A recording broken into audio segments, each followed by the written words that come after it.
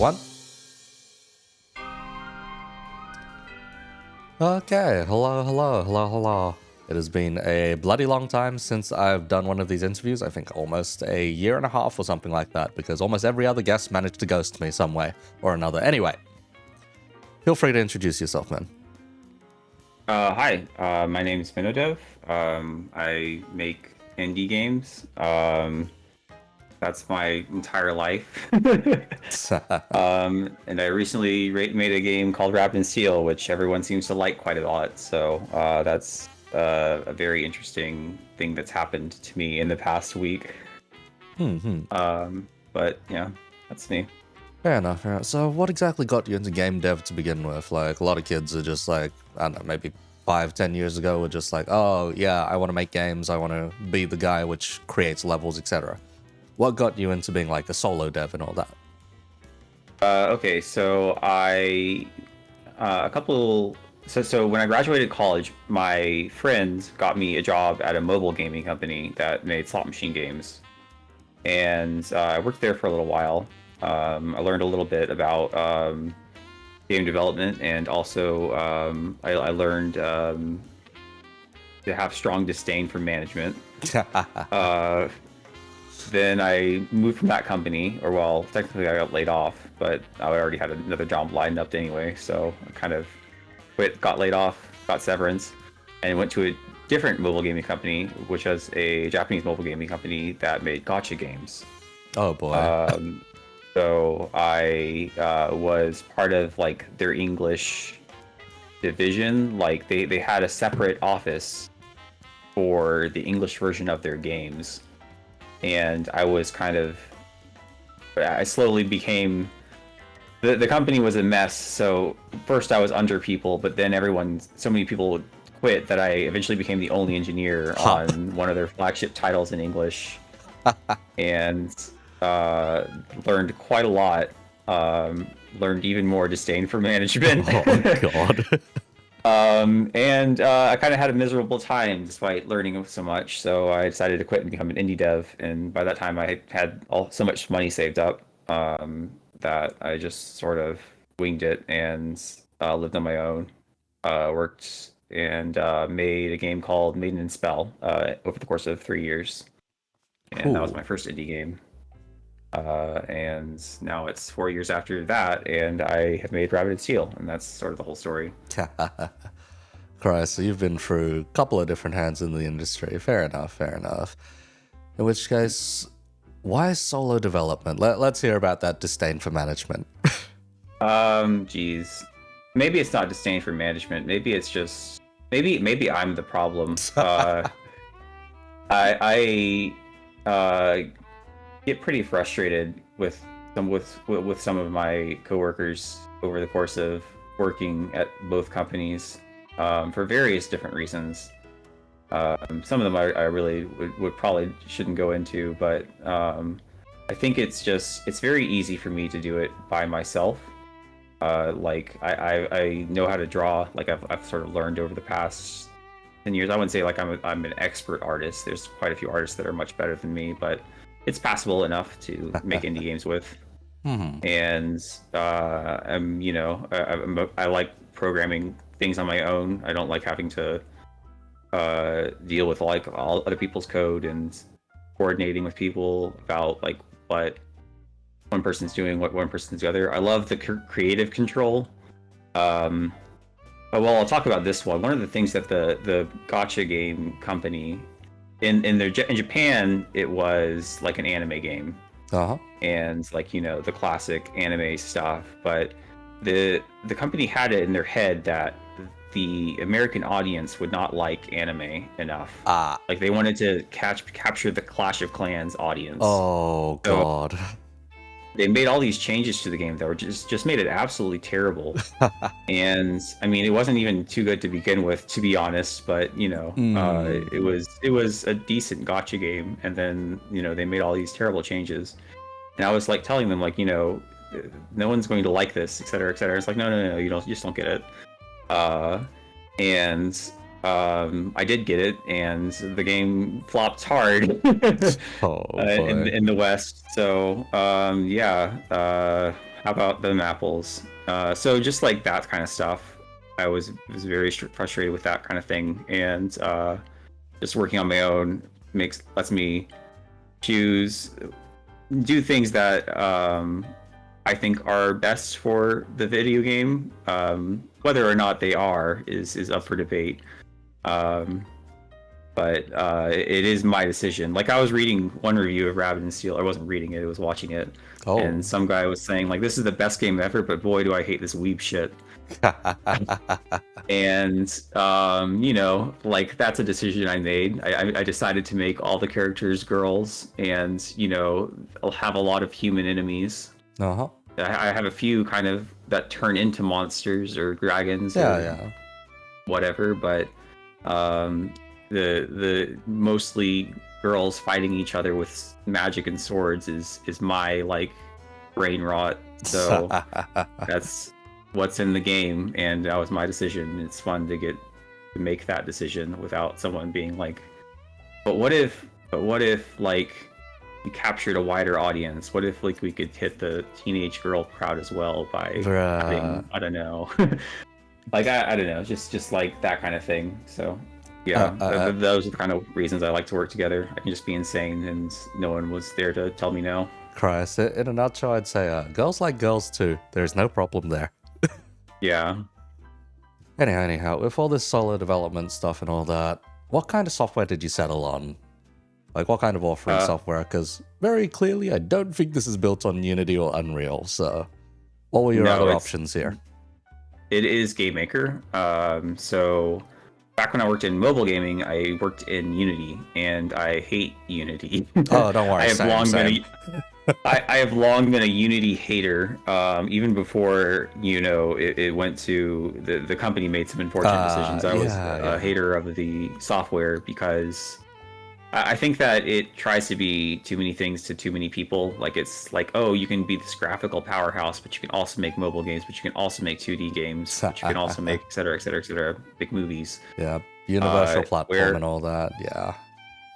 Whereas GameMaker, which is what I'm currently making games in, is a 2D engine, period. Like it makes 2D games. It's very efficient at doing that. It's very easy to code in. You can do things extremely quickly. And it's great for solo development. If you don't have like this huge team that needs to coordinate and stuff, then GameMaker just does what it says on the tin, and it just kind of works most of the time. So it's a really great engine for doing what I'm doing. And there is sort of limitations, like, okay, I'm not going to have shiny graphics like Unreal or something like that, but I figure that if there's something that GameMaker isn't capable of, like, okay, you can't do this in GameMaker, then that's probably something I shouldn't be doing as a solo developer. Like, my games need to be sort of simple, and if it's something that I can't do in GameMaker, then it's not simple. And working within restrictions gives you a lot of creativity in the end is the thing. There's a lot of the ways people have optimized or introduced unique mechanics and whatnot is just out of those limitations, and unfortunately we kind of live in a time where sky's the fucking limit, basically. So people just shove in everything they can. Yeah, a lot of AAA games will just throw more and more and more features at things, and I don't know. I don't play too many AAA games anymore. It just feels a little bit excessive.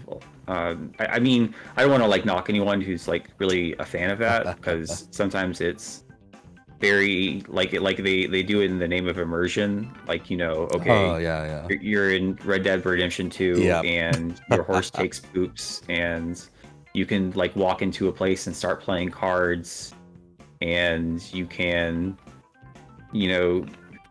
cause a shootout and people react realistically, sort of, et cetera, and that's cool, but it also it's just a lot, Yeah, it's like, how does one put it? Spectacle, mechanic, and feature creep. Everything just in the same pot. But development resources are are an afterthought at that point, because maybe you'll have one person working on the same hay bales for like a year or something like that. That's an infamous story out of Ubisoft, so to speak, with an Assassin's Creed game. Yeah. at some point it's not even like immersion. It's just like, look how much money we have, look how much we can spend on this. There's certain things that are just supposed to wow you, just because the idea of like, Of it happening. we assigned a Yeah. guy to do this. I'm sure GTA will have plenty of those things, but and Christ. some people, and you know, I don't want to like knock it. I'm sure some people will be very impressed when, you know, GTA has a full like social media whatever thing in game where there's new unique text posts every day for the next 60 years. Oh no, surely it's Commenting on like or whatever. surely it's AI generated and it'll be a live feed that adapts to your actions. Yeah, Right. it's just something weird like that. Like some people will be extremely impressed by that, but to me, it's just like it's almost gaudy. It's just there's It's no thing that you want it to be like. I mean, you want it to be realistic and bold and have this idea of a world, but it doesn't come across like that. It comes across like you had a lot of money and you just spent it all on whatever ideas came to your head and never said no. oh, a certain level of decadence, certain level of decadence. Like how does this one put it? At the casino, we do some very dumb things. In a certain part of the casino, the high roller room, we try to appeal to the Chinese as much as possible. And one of the things we do is we have this one giant sculpture that is shaped in like a figure 8, because 8 is a really lucky number in Chinese. The sculpture is made out of the character for luck in tiny pieces of metal, and it is suspended over a water fountain because water is good for money and flow in feng shui. And that is just the See, centerpiece in that entire room. yeah, I see things like that. If I'm ever in, you know, Las Vegas or something or another, and I have to think like it. See, some people see that and are like, "Wow, this is such a gorgeous place. This is such a wonderful place that they have all these decorations and like this place must be magical." And I'm like, "Where do you think they got the money to do all that?" And like this is also how I think of like a lot of games too, like gotcha games and Yeah, stuff. Like, yeah. where do you think they got all the money to do that? They got it from you suckers. um, you know, like this is like a warning. This is like I don't see it like that. I see it as like the skulls point on sticks outside of a cave that's like that has like sacrificial arena written on the top of it. It's like, man, this must be a magical place. And it's like, yeah, they like I wonder where all these skulls came from. Maybe I should go inside and look. Oh Like, god. you know, they're decadent because they get it from you guys, and it's just like I don't know. It's just very It's the odd you to me. funded this basically. Yeah. I don't see why people like those kind of things, but that's just like my personality. No, fair I'm enough, much more of a because simple person. the amount of superstition around this sculpture was ridiculous, because when it was in its prime and everything, people would gather around, take photos and all that, and play on the tables right next to that sculpture because it was supposed to bring luck. Now, imagine Mhm. what happens if that sculpture catastrophically starts breaking apart and falling down. I mean, that's probably not very good luck. No, Uh, no, because what happened was half the sculpture broke down, and like I said, it was a figure 8 sculpture. It turned mhm. into a 0. So there was 0 luck suspended over crashed luck into water. So your luck Yeah. washing away while there is none left is pretty much the logic they had by that point. Yeah, that's probably a bad omen. That's you know, I'm not a superstitious person, but that's like maybe don't live in that area for a Yeah, while. no one played at those tables for about a month after that, Mhm. until it was finally Wow. restored, and then they finally started coming back to those tables. It didn't stop them gambling, they just went to the different tables, but they just refused to play at those ones specifically. So it was a very peaceful time for dealers, very peaceful time. But anyhow, on that front though, what kind of games do you actually enjoy playing then, yourself? Mostly indie games. I would say, or you know, I really like the From Software games. I really like, um, I obviously like Final Fantasy 14 quite a bit, and the Final Fantasy games in general. Although I haven't played a lot of the more recent single player titles, just because I haven't had time. What else? Uh, a lot of indie titles like Rain World Oh or god, Rain World. I only played that like maybe a week or two ago, give or oh, take. really? Yeah, What'd you think? Did you play? Did you finish it, or just kind of? I got It's a pretty difficult I game, got through so like an hour or two of it, finding weird stuff all over the place, being impaled by mosquitoes after eating the baby mosquito, that kind of thing. Yeah, it a fun is. time. It is vicious. I'll eventually get back to it because it is a very cool concept, but holy shit, it is brutal. Yeah, it's a different kind of experience. That's probably one of my favorite indie games. But also, it's hard to say like what do I play often because it's just usually just like I play one indie game and that lasts me a week and then on to the next one. Um, I'm just like scrolling through my Steam library and it's just stuff like Outer Wilds, Fury, Oh, uh, jeez. Okay. Momodora. Oh, Momodora. That's a good series. That's a good series. I still haven't finished the latest one, unfortunately. Same. I just have not had time to play it. Yeah, same. It's on my wish list. Like there's like a very obvious side quest in like the first town where it's just like, oh, there's a cat over there. I can pet this cat. Why can I pet this cat? Holy shit, there's like 7 other cats in this area. Mm-hmm. And after you pet every single one, you just get the achievement blip and it's just like, oh, the dev's new. Okay, yep, the dev's definitely new. Yeah, petting cats important. Yep, It's very an important important. feature. Yeah, so there was like, I think in like the second play session I had of like Rabbit and Steel with some mates, one guy suddenly screamed out, "You can pet the cat!" And we're just like, wait, there's a cat? Wait. They're like, yeah, pet the shopkeeper. I'm like, oh. Oh man, I wish I was that creative, but it was actually a friend's suggestion that I should do that. Like, can we pet the shopkeeper? And because I was like showing off, images of it. And it's like that is a wonderful idea, and it would only take me like a few minutes because I actually already had her like ears animated because she does the ear twitching and stuff. Yeah.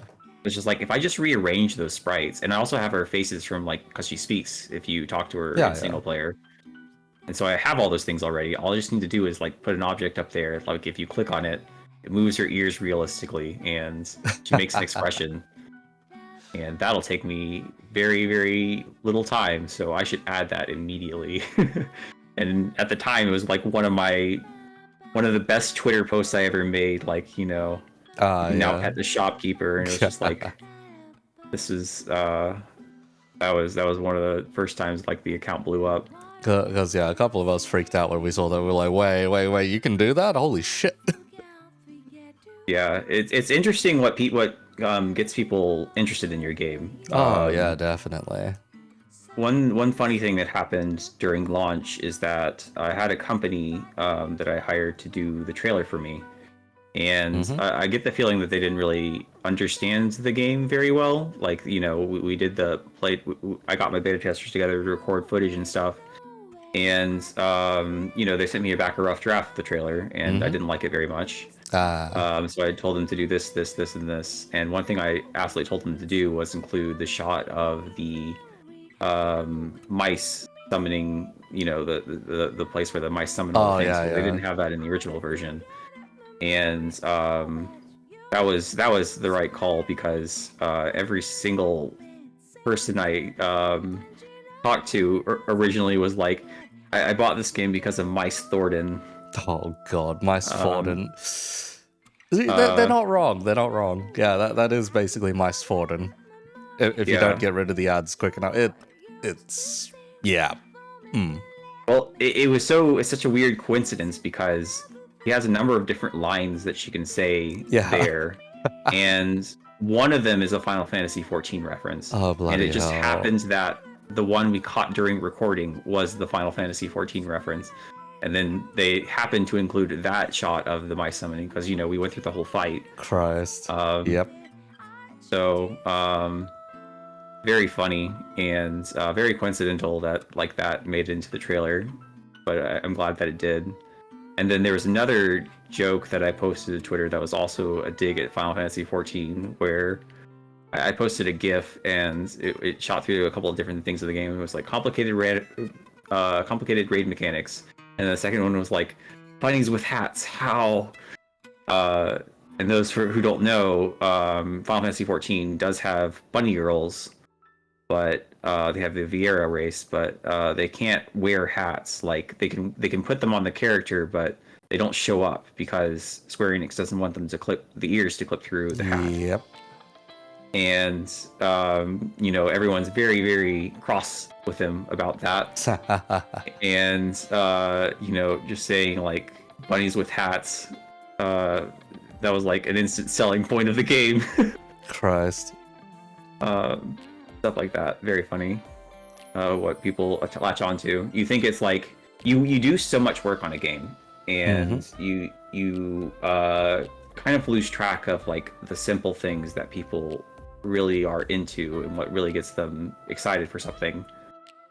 Because I spent so much time making all the bosses and making all the characters and making all the trinkets and stuff, and but all that stuff. I'm sure once they're in the game, those are what make them say like, this is a quality game. This is worth recommending to my friends. This is worth people's time. But the thing that gets them in is petting the shopkeeper. Like you can pet the shopkeeper. It's like, okay, well maybe I'll try it out. Like stuff like that. Little entryway, so to speak. Bit of a funnel. Anyhow. Yeah, exactly. Which, guys, if you don't mind, I'll ask a bit about Maiden and Spell. So, how did you end up coming to develop Maiden and Spell? Did you have the idea in mind beforehand, or? Yes, Maiden and Spell is like the idea I had forever. Like, I made it. I started in 2017. I made it in 2020, but I had the idea in my head for years and years. It was like, if I make a game, that's the game I'm going to make, and I immediately made it. And like certain ideas, like within the game, I'm not sure if you played it, but there's like one character called Lich Flowers that plays in this extremely unique way that's very basically would be impossible, I think, in any other fighting game. And it's I just had the idea for her specifically in my head for forever. Like that play style, and it just seemed like a really, really great idea. So yeah, that's kind of the story behind that. I had an idea for a very long time and made it. Are you familiar with Maiden Spell, or should I like explain what it is? Not the most familiar. I did take a look, and my main takeaway was, yes, Touhou, but actually a fighting game instead. Yes, Touhou, but a fighting game is about the best way I can describe it. It's a bullet hell fighting game. There are other bullet hell fighting games. There's like a game called Senko no Ronde, and then another one called Acceleration of Suguri. Suguri, oh god. I wanted to, like, I knew of those kind of games, but I wanted to go in a very different direction because they felt like they didn't really capture the feeling of bullet hell. They just, you threw a bunch of projectiles and a lot of them would inevitably hit. Like, there's just too many to dodge. And it's really this trying to get your HP down rather than, like, actually trying to engage with bullet hell, as it were. Whereas Maiden and Spell, like, the whole thing is slowed down a lot, and you're actually expected to dodge bullets and hit your opponents with your bullets. Yep. And you have, I think, 4 health by default for a batch, and it's just like you get hit. Like, same as Touhou, where the smallest knife and the largest big sun explosions do the same amount of damage. You lose 1 health point. Rather than, you have all these attacks that just, like, you barrage your opponent with or whatever, in like Senko and Ronde, when you just kind of lose health if it's a weak attack and lose a lot of health if it's a strong one. Fair enough. Because, yeah, like, the last time Touhou tried to do any kind of PvP in, like, the main series was what? Phantasmagoria, basically? No, they And had a recent one did that they? was PvP. Yeah, Oh it was the shit. same kind of thing as Phantasmagoria, though. As Okay, I okay. So think it's I just haven't like actually. kind of that almost like Tetris versus kind of feel, basically. Yeah, the original. I'm not sure if it was the original one that's like that, but I think it was Twinkle Star Sprites. Is the sort of genesis of that particular version of shmup combat, Hmm. but that didn't feel quite right either because it's sort of like this fake fighting where you're all both on different screens and you're fighting with ghosts of each other, and Hmm. that didn't feel quite um, what I wanted. Yeah. I'd love to see an official Toho game like Made in Spell, but I don't think it would happen. And they've got a very big roster to draw from anyway. Hmm. And to be fair, they do Yeah, have their own fighting games as well, but yeah, I mean they're just like fighting yeah, games. they They, are they just have traditional fighting games. Yeah. a few special things to them, like they have like all the projectiles and the grazing mechanics, but they Yep. are just fighting games. So, what Yeah. exactly were your inspirations of Maiden and Spell? Were they just Toho and that kind of front, or? Toho and another game, Final Fantasy Dissidia, the PSP Oh, games. oh shit, If you ever played Dissidia. them. Yeah, I played a lot of Dissidia actually. Oh yeah. So like a lot of the characters in Maiden and Spell are fairly close to. I mean, maybe it's a little bit hard to see the resemblance, but close to the top tier Dissidia characters. So like Lich of Flowers is very close to the Emperor, and Oh, oh, I then see. Royal Arcanist is uh, a little bit like I forget her name, Ultimacia. So Huh. if you wonder why she time stops you, that's kind of a little bit why. Stuff like that. Um, there was a lot of inspiration around there, where you had this aerial combat and these hits that you got like a big hit, Yeah, yeah. and you had all these people that like one thing I really liked about Final Fantasy Dissidia is that the way it structured its combat made it so that you could have a lot of characters with extremely unique game mechanics. Hmm. A lot of fighting games, you have the characters just have different forms of hitboxes, and if you hit someone with, you have frame data and stuff like that Yeah, yeah. for each character, and that's how they differentiate between the characters. And Final Fantasy Dissidia, I think it had that. I mean, I wouldn't know, but it also had like really weird gimmicks for each character that made all the characters play very differently. And honestly, it's kind of unfortunate that they decided to take this concept with a Final Fantasy 14 a Final Fantasy crossover game, Smash Brothers thing, because all the Final Fantasy protagonists across time are very, very similar. Oh, yeah, And yeah. despite the fact that you have an entire upper row of people that are basically just boys of varying ages in Terra, and but they all play extremely uniquely, which is just very interesting. But yeah, interesting decision to use Final Fantasy protagonists crossover. Hmm. But that sort of unique set of rules that allow for unique play styles was a huge inspiration for Maiden and Spell. Yeah, unfortunately, they fumbled the ball with the follow-up game, which was Dissidia NT. So I hear. Yeah, That's I haven't played it, but it didn't look very good. it's a spectacle, but it's a 3v3, and 3v3s get very chaotic very fast, basically. Yeah, So yeah, that yeah. was kind of the main issue with it. Also, just like the worst parts of fighting game microtransactions, basically.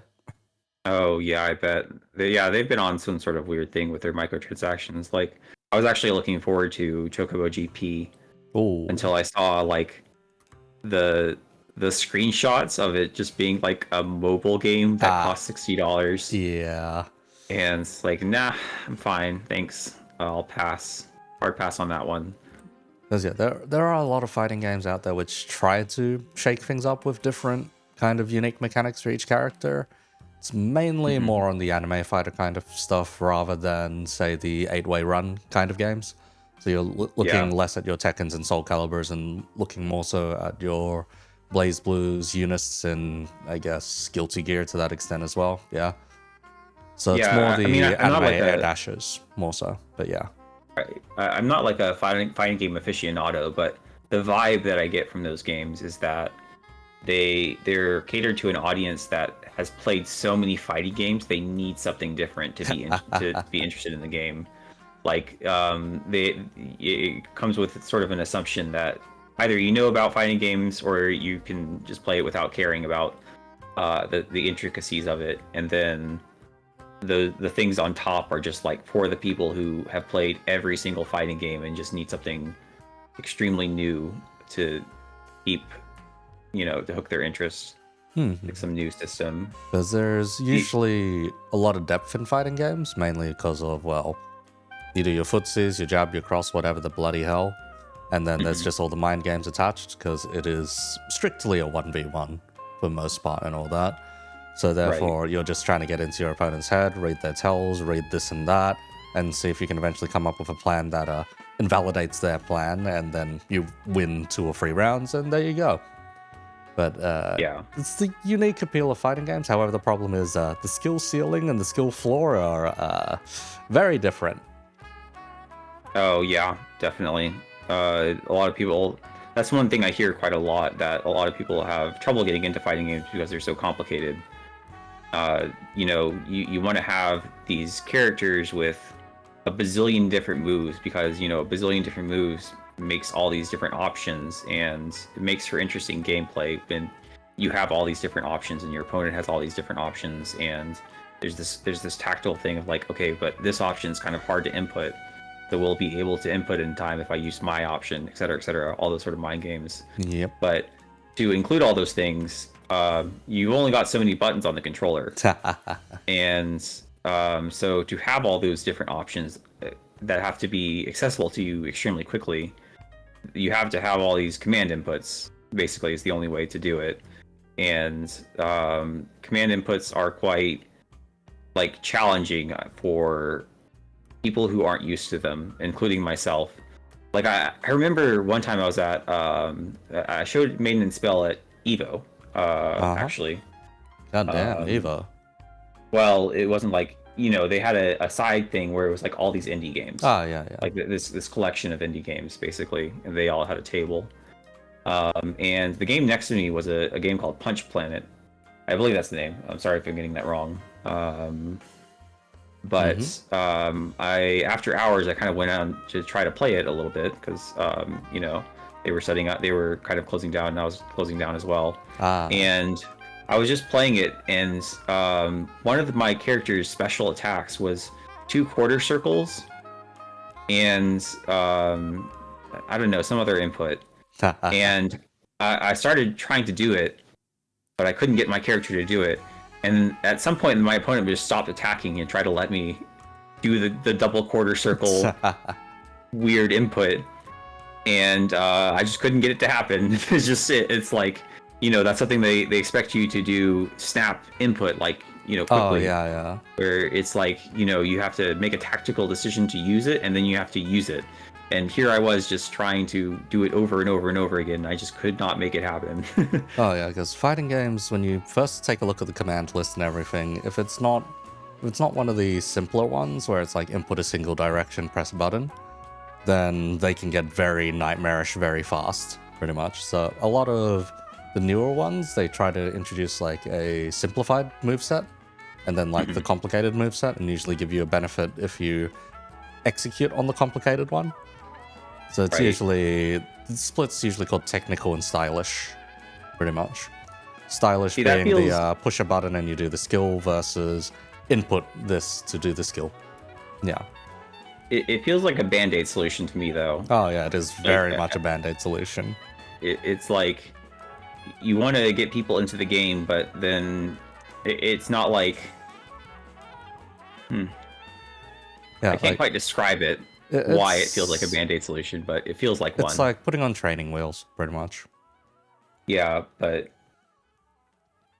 I don't know. It just the concept feels very off to me. It's like Yeah. there's not like a It, decision you made about your game that's like, okay, this is the video game. It's like, it's okay, we have a different video game for the people who uh can do inputs and the people who can't. oh yeah, it plays Uh, completely differently for two different and parties. Yeah. and we're going to pit those two people against each other in what's supposed to be fair combat. Mm-hmm. And I don't know, maybe they've balanced it so that it's fair, but it doesn't feel like something you really can balance, quote unquote. Yeah. It's just like, um, it's just sort of this uneven match, I Yep. suppose. The funniest way I've seen it used at a tournament, by the way, is one of the pro players had broken their arm throughout the week, Hmm. so they got to use the stylish moveset with one hand, whereas their Wow. opponent had to do all the technical inputs and all that. It was a surprisingly even match, all things considered. It's just that the stylish player couldn't get access to certain moves and whatnot. Mhm. But aside from that, it was a very funny match to watch with just one guy using his thumb to joystick and his other four fingers to mess around with stylish buttons instead. Mhm. But yeah, it Yeah. was a bit of it's a crutch kind of system, essentially. And some games implemented better than others. I think the most recent one to have implemented it well was probably Grand Blue Versus, but that's about it. Because if you look back as far as Blaze Blue, they implemented it pretty poorly in the fact that they gave you full-on auto combo, basically. Oh, wow. They gave you like an sounds 18, broken. 18 or 20 long input auto combo string for free. It was just like, shit, okay, yep, that's pretty broken. Yeah, see, that's just it, because you want to feel impressive for having done something, but also if you have to be impressive to win at the game, then it's also kind of it's this catch-22 where it's like you can't make the game require the amount of skill that it requires. Otherwise, you'll turn off news players, but if you just simplify it too much, then you'll turn off old players because they won't find satisfaction when someone can just press a button and do an 18-hit combo or something like that. Let's see. But for Maiden and Spell, Yeah. I did try to like simplify things. So basically, what you have is 4 buttons that do things, and then whether or not you're holding down the focus button, so like the button that makes you move slow on certain characters using certain moves, they'll do slightly different things. And that's the entirety of the complexity of it. The rest is just dodging, and dodging is very easy to understand. Like, blowing projectiles, those make you lose health. Don't get hit by them. Yep. And very, very simple, and no command list required. Because what I laughed at when I saw the hitbox in Rapid and Steel was I'm like, wait, this is a tiny wait, this is just Toho. Holy, hang on. Hits the focus button. What? I see, this is just Toho. What if I told you Final Fantasy XIV is also Toho? They have the my exact same God. hitbox, it's just 1 pixel. Is it? Wait, Yeah. I'm trying to think back to the raids I've done there. I'm just like, oh, it probably it is, yeah. It is just 1 pixel in the center of your character at your feet. Because come to think of And- it, they don't care if you're a Lalafell or Hrothgar or anything like that. They just, your size doesn't matter. Yeah. So that's funny to me because it shows to me like on some level they realize what they're making. They understand that they're they didn't put a circle hitbox. They put a point, and they have all these moves that require coordination and like dodging things or dodging AoEs or dodging landslides or dodging whatever or not. Yep. But it's very it feels like it's very bullet hell. Like I feel it's bullet hell, even though it's all these weird mechanics. There's a certain bullet helliness to it. Yeah. That I feel that I kind of saw in it. So that's sort of why I made Rabbit and Seal. Because like the earlier raids in FF14, a lot of them are, you can normally find a safe spot and just process mechanics accordingly.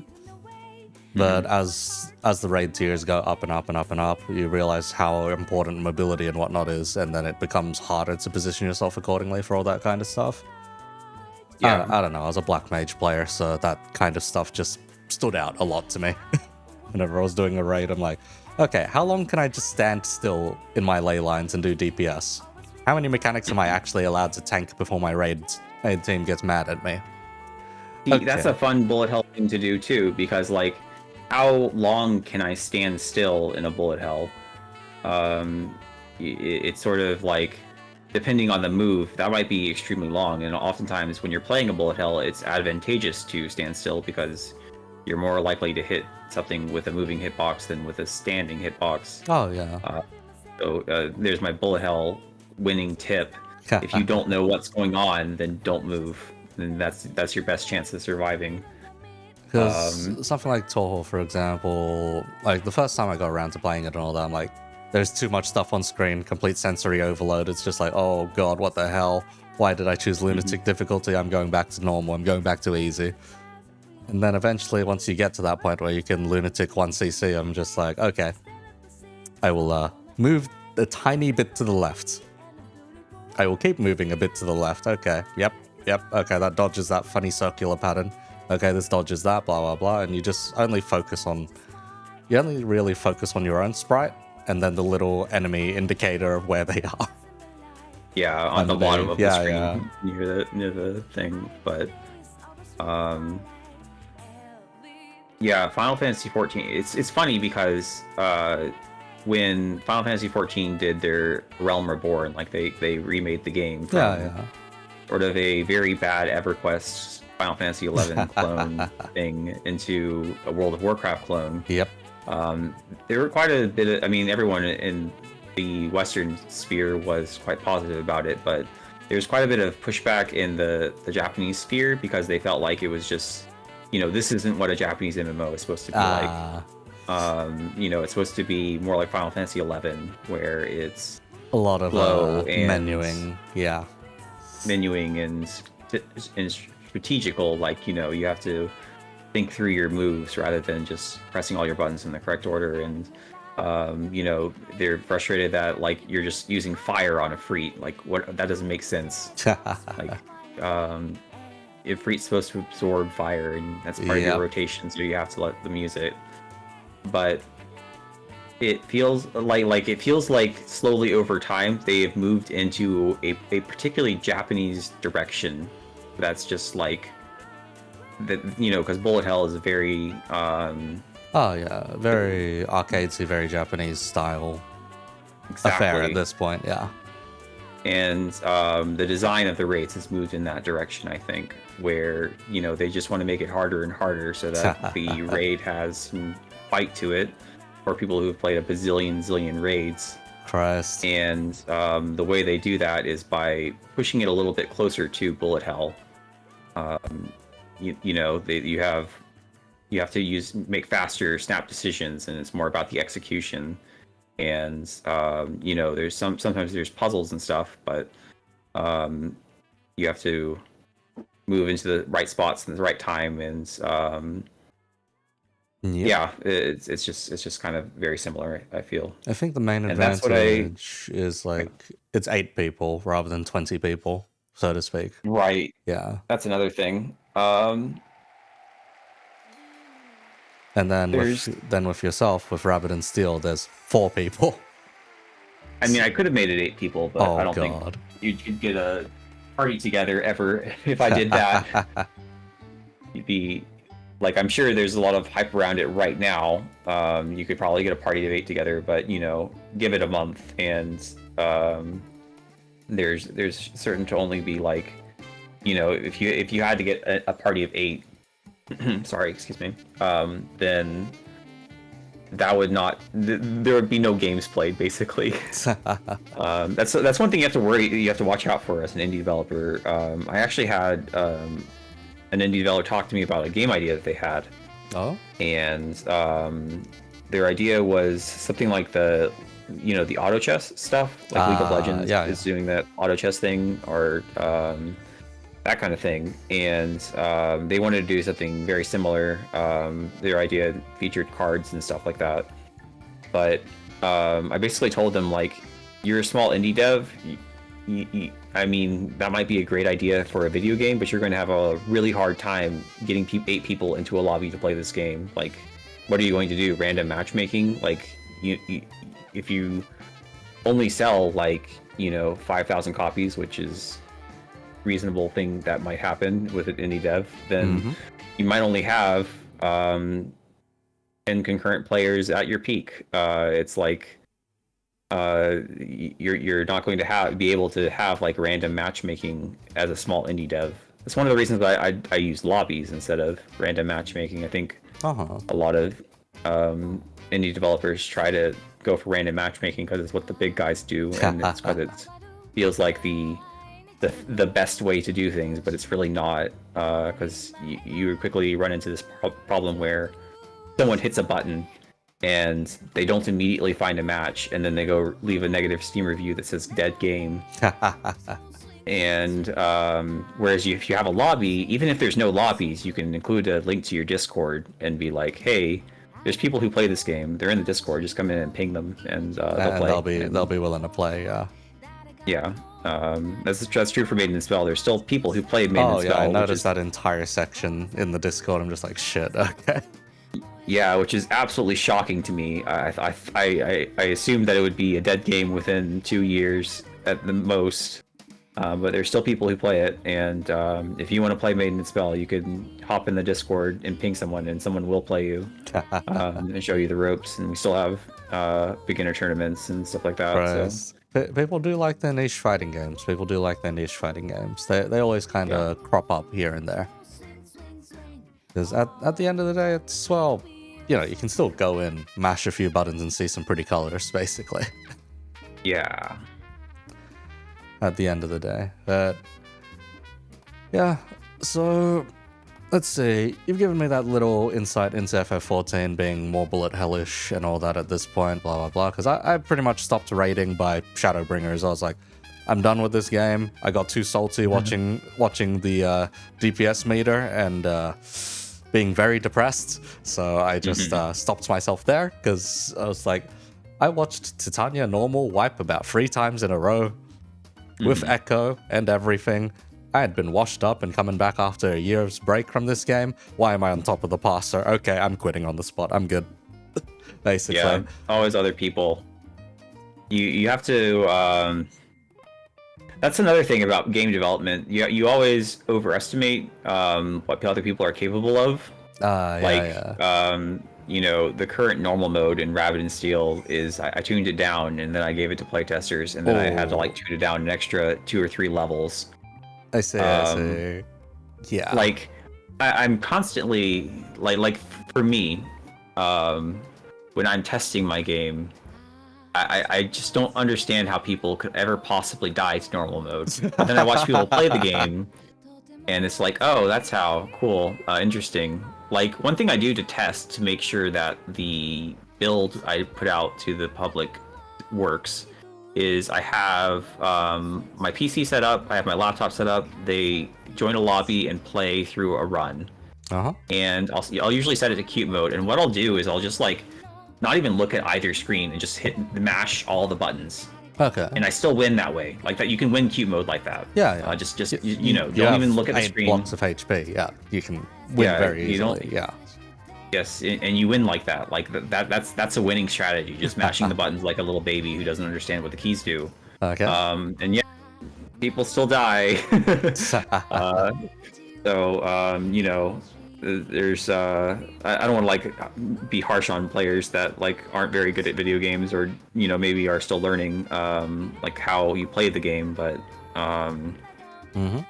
that's the sort of game developers always make their games harder than they think than they realize, basically. And so I had to like tone it down quite a few times to get it to sort of the place where someone who isn't like playing the game 24/7 like myself understands things and can dodge things and stuff like that. Because yeah, the rule we had in a lot of playtesting kind of situations, at least in whatever role that I had to do in terms of QA and whatnot, was just if you're able to beat it without any issues, then your game is probably too hard. However, if you're able to beat it with your eyes closed, you're probably fine. Yeah. If you struggle to beat your game, God help the sucker that's about to buy this thing. Yeah. You don't want to make something that's like personally difficult. Even lunar mode, like, okay, well, it wasn't like I didn't like, play lunar mode with 4 players all by myself, 4 controllers stuck in, but I did. I did dodge the attacks with 4 controllers all stuck in, and me controlling all of them. Oh shit. And it worked out. So even though it looks complicated, once you know the solutions, it's it's manageable, basically. Because I was gonna say, how did you get around to playtesting some of the harder stages? Because I know some companies like the logic of you have to be able to beat the boss before you can push the boss, or you have to be able to beat this boss at 2 times harder the difficulty before you can push this boss as a playable element, kind of affair. Yeah. It's sort of, so what I did was first I had an idea of like how you're supposed to do it, and then I would use all the controllers to try to do that and see if it was possible. And what I did in the end is I had a bunch of beta testers who were people who were part of the Maiden and Spell community, so like some of the top players from the game. And they tested Lunar quite a bit. In fact, they tested Lunar so much that I don't think they really got around to testing normal very much. They've hopped immediately into Lunar and didn't do any of the other stuff. And because that's what they were interested in. And I mean, I wasn't paying them, so I can't complain. But it's just like getting their feedback. Sometimes they would come to me and just like, this pattern is just like too easy. It's just completely brain dead, and this pattern is absurd and not possible. Like it's extremely fast, or you have to make a decision too quickly, or stuff like that. But mostly it was stuff that needed to be buffed, actually. Okay.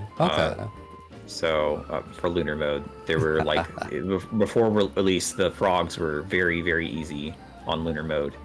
And also there was a couple of random patterns that were just way too easy, like the one where the turbulent winds pattern where she does a rotating laser.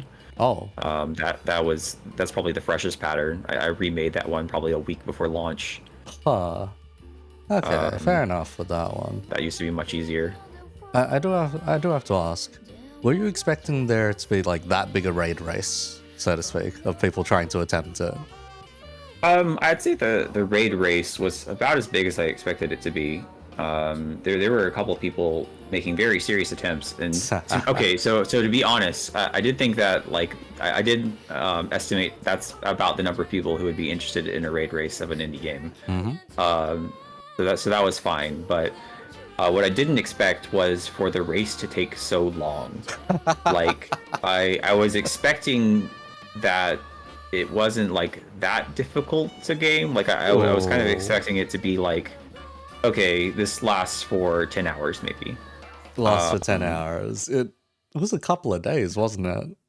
Yeah, it was 2.5 days, maybe 3 days, something like that. It lasted a lot longer than I expected it to. Or well, in one sense, it didn't last that long because someone found a way to cheese it and I had to change the rules. Yep, did say that. Yep. But it didn't like once you were trying to like actually fight it on its own terms, then it took quite a while, and I was not expecting that. Yeah, I was expecting someone to get something, because it's so weird that it's something that almost I didn't expect, that the roguelike mechanics would work out so evenly. Like Huh. you never got something where someone got such a broken build by the first raid boss that they could completely cheese it or anything like that. It was still challenging if you have 4 players. Yep. And it's just sort of very interesting to me, how the roguelike mechanics kind of worked out. Like I just kind of made all these items and tested their DPS to make sure that they weren't completely overpowered. And when I put them all together, it sort of worked. Like, okay, about this much HP is good. And it turns out it is good. Like, it's a pretty close call if you're playing on Lunar, like the DPS checks. And it turned out really, really well, that balance. And it's sort of, I'm surprised it turned out so well. That makes sense. Because yeah, when I see some of the scaling and whatnot, I'm just like, oh, they are this many levels higher than us. Huh. Okay, so I guess this is probably going to be around the expected DPS. Sees the enrage meter. Oh, they expected us to go faster. Shit. Okay. Yeah, sometimes you feel like you get like something really broken. Like you get some combination of items. It's like, okay, wow, I'm doing a lot of damage. And then you actually try to fight the fight, and it's like, oh, this is still a tight DPS check. Like I still have to actually do the rotation properly. I can't just slack off and hold down one button and expect to win. All that worked out really, really well. I'm glad it did. Because let's say you came out with 10 classes, I believe it was. I don't know, I just unlocked like the last one yesterday, basically. Very nice. But yeah, 10 classes. You managed to make them all perform reasonably unique, I think. I think there was only like maybe one that I considered a slight overlap, but the rest of them were very unique. So which one was the overlap? I'm curious. Feels like Dancer and Defender, kind of, except like Defender feels like a more consistent Dancer, kind of. Less improvisation, just rotate, basically. Yeah, I could see that, because they do have like very similar... Yeah. Yeah, I hadn't thought of it like that, but they are a little bit similar, aren't they? Yeah. You can make the two of them feel similar to each other, even in a way, I guess. Like when you pick up a certain upgrade on Dancer, suddenly, it's not like super proc based anymore. Or if you pick up a certain upgrade on Defender, you can just proc it much faster and whatnot. So the two of them feel similar, but still distinct enough is the thing. Yeah. But yeah, how did you come up with all of those classes, or that particular selection of classes? What led you to that particular direction? So most of them were just, what kind of classes do people usually like to play in these kind of games? And there's certain things that you just have to have. Like, you have to have a paladin analog, like, a defender sort of tanky kind of guy. And you have to have a wizard. Like that's just something that is in the game. And I'd say you probably have to have a healer, although the healer, quote unquote, is I guess Druid Rabbit, who just makes you invincible because healing isn't really a thing in the game. So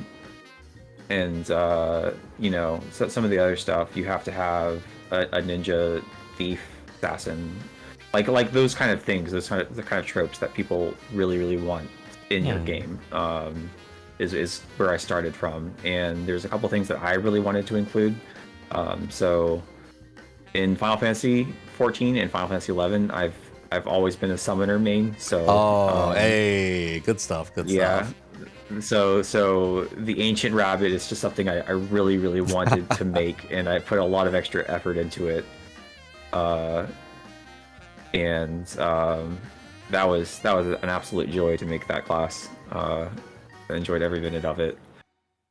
But yeah, just the typical tropes, I would say is where I got the design ideas for the classes and made them play a little bit like what you'd expect something like that to play.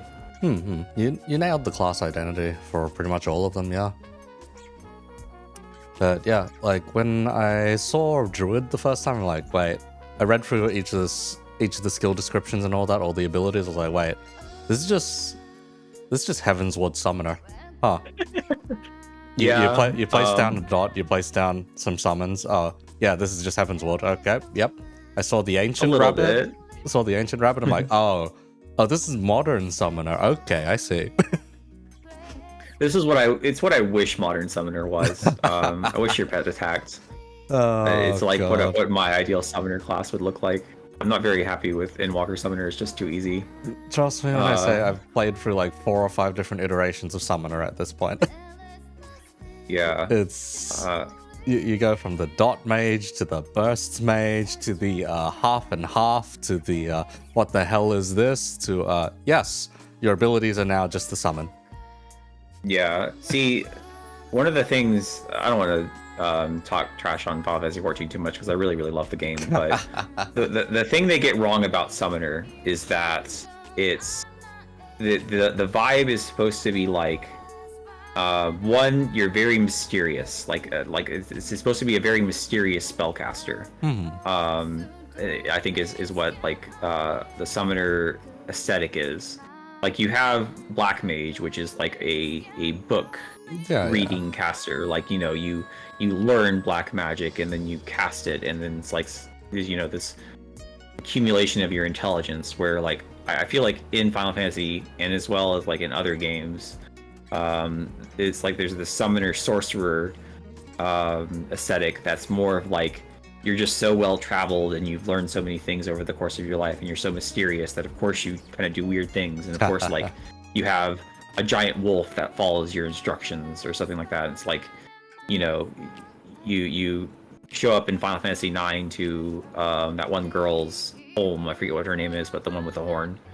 And she has Fenrir, and you know, immediately like there's all these questions in your head, like, why the heck is this gigantic dog that could swallow this girl whole following her orders? And that's just, that sort of mysteriousness is like really core to Summoner. And I think Final Fantasy 14 is really missing that.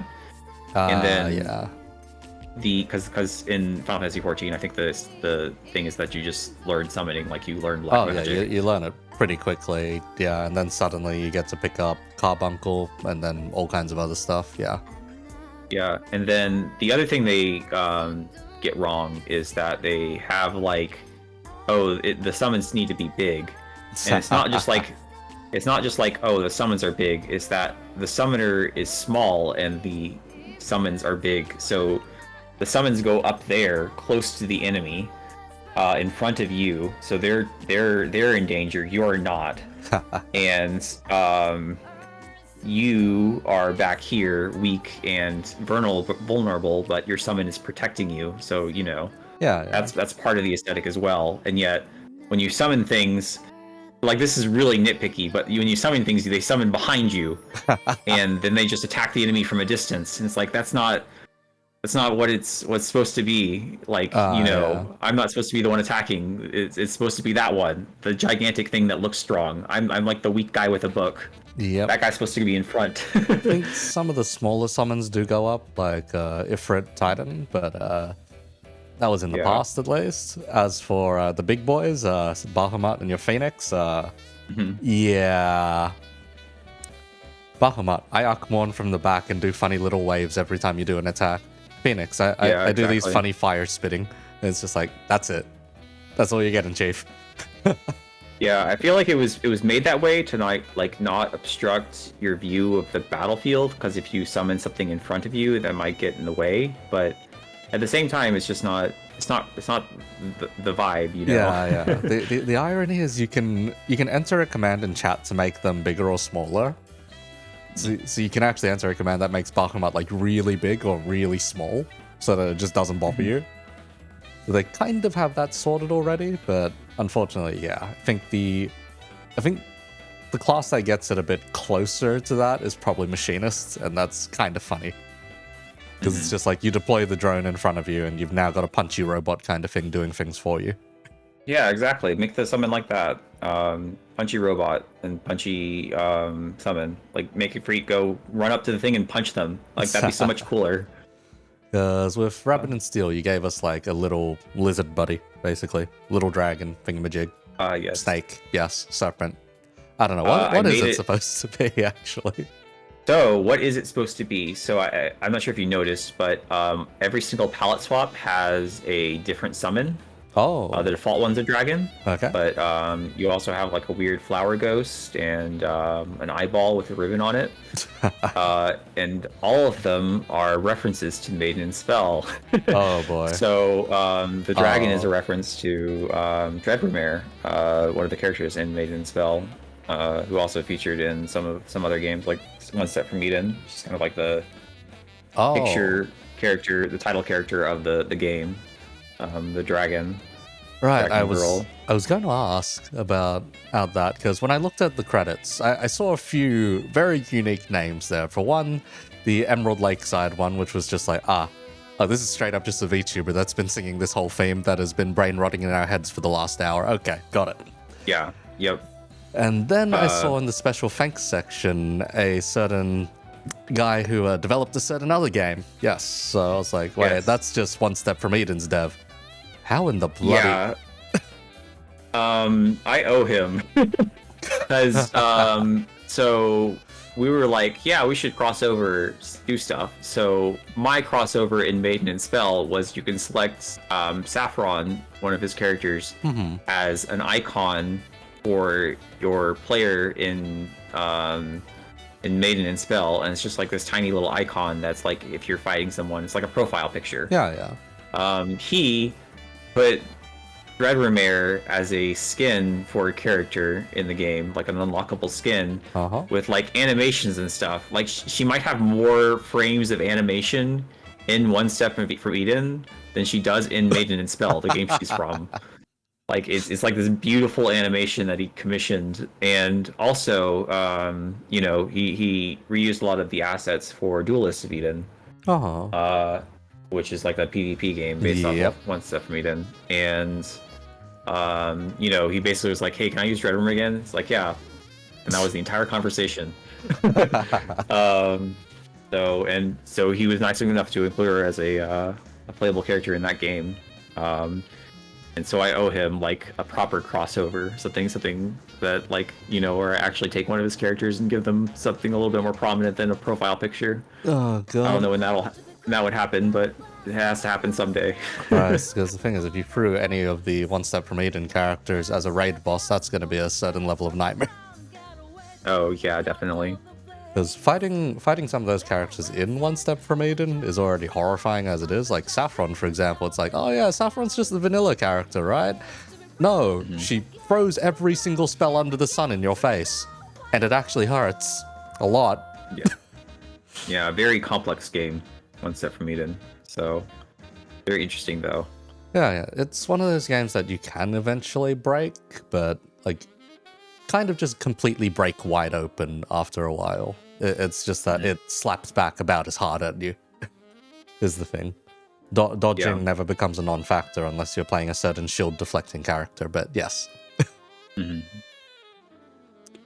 But yeah, with the roguelike elements of Rabbit and Steel, how much thought did you place into those, really? Because it was just like, realistically, it's just the loot, right? It's the loot and the upgrades. Yeah. The ability upgrades you can have. So there's basically I went back and forth on how exactly the roguelike mechanics should work quite a bit in early development. In earlier versions of the game, I was actually trying to do it a little bit like One Step from Eden, where you would pick up things along the way and equip them. So, you would start with some default equipment, and then you would equip something else, and that would be a completely different move that you'd use. So each loot item was a different move, and you'd and then maybe the way the classes differentiated themselves was like, this character can use this equipment slightly better somehow. And then I actually got around to playing Hades, and I'm like, okay, this is obviously the way I should do things. Hades, oh god, yep. Because they I played it and I was like, wow, this is exactly like Maiden and Spell. They have 4 moves, but they have different characters, or not different characters. They have different weapons. But they all have different 4 moves. 2 of them are just freely usable, and then 2 of them have some sort of restriction. It's like, wow, I could just do the same thing I did in Maiden and Spell, where each character has 4 moves and add upgrades onto them. And there's certain upgrades in Hades that are just weapon neutral, where it's just like any weapon can get them. Oh yeah. And then there's upgrades that are make certain weapons do certain things, and it's like, yep, that's good. I'll do that.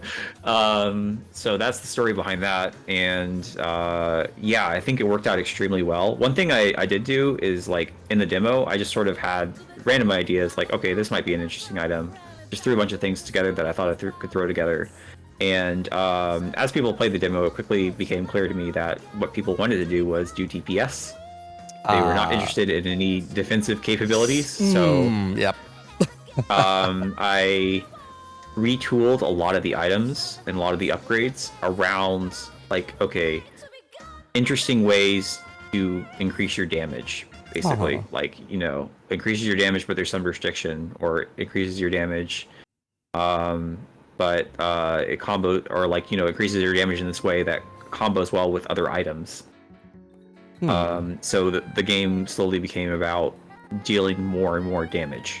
Rather than surviving longer.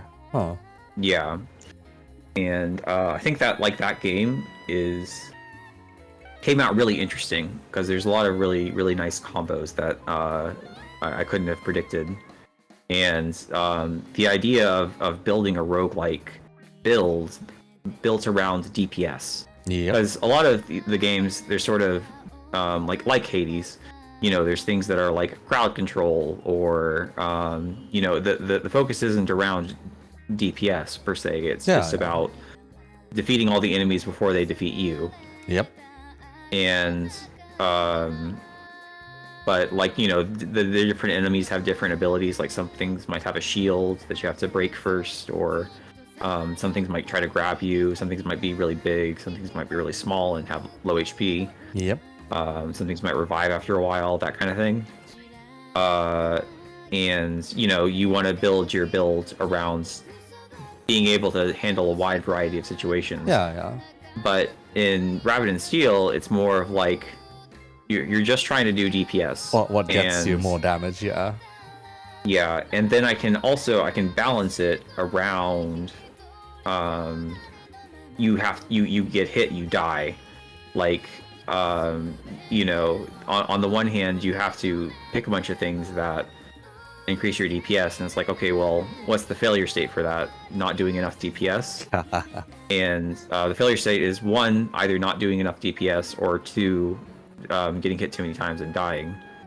Yeah, because if that balances out the game. If you're dead, you can't do DPS. I mean, if you're dead, you just lose. So, like, that, just being able to balance the game around that was immensely useful, because it's sort of like, one thing I did before Rabbit and Steel was I was trying to make a strategy game, and I tried a bunch of different things. It failed completely, like, between Maiden and Spell and Rabbit and Steel. Fair enough. It was very, very bad.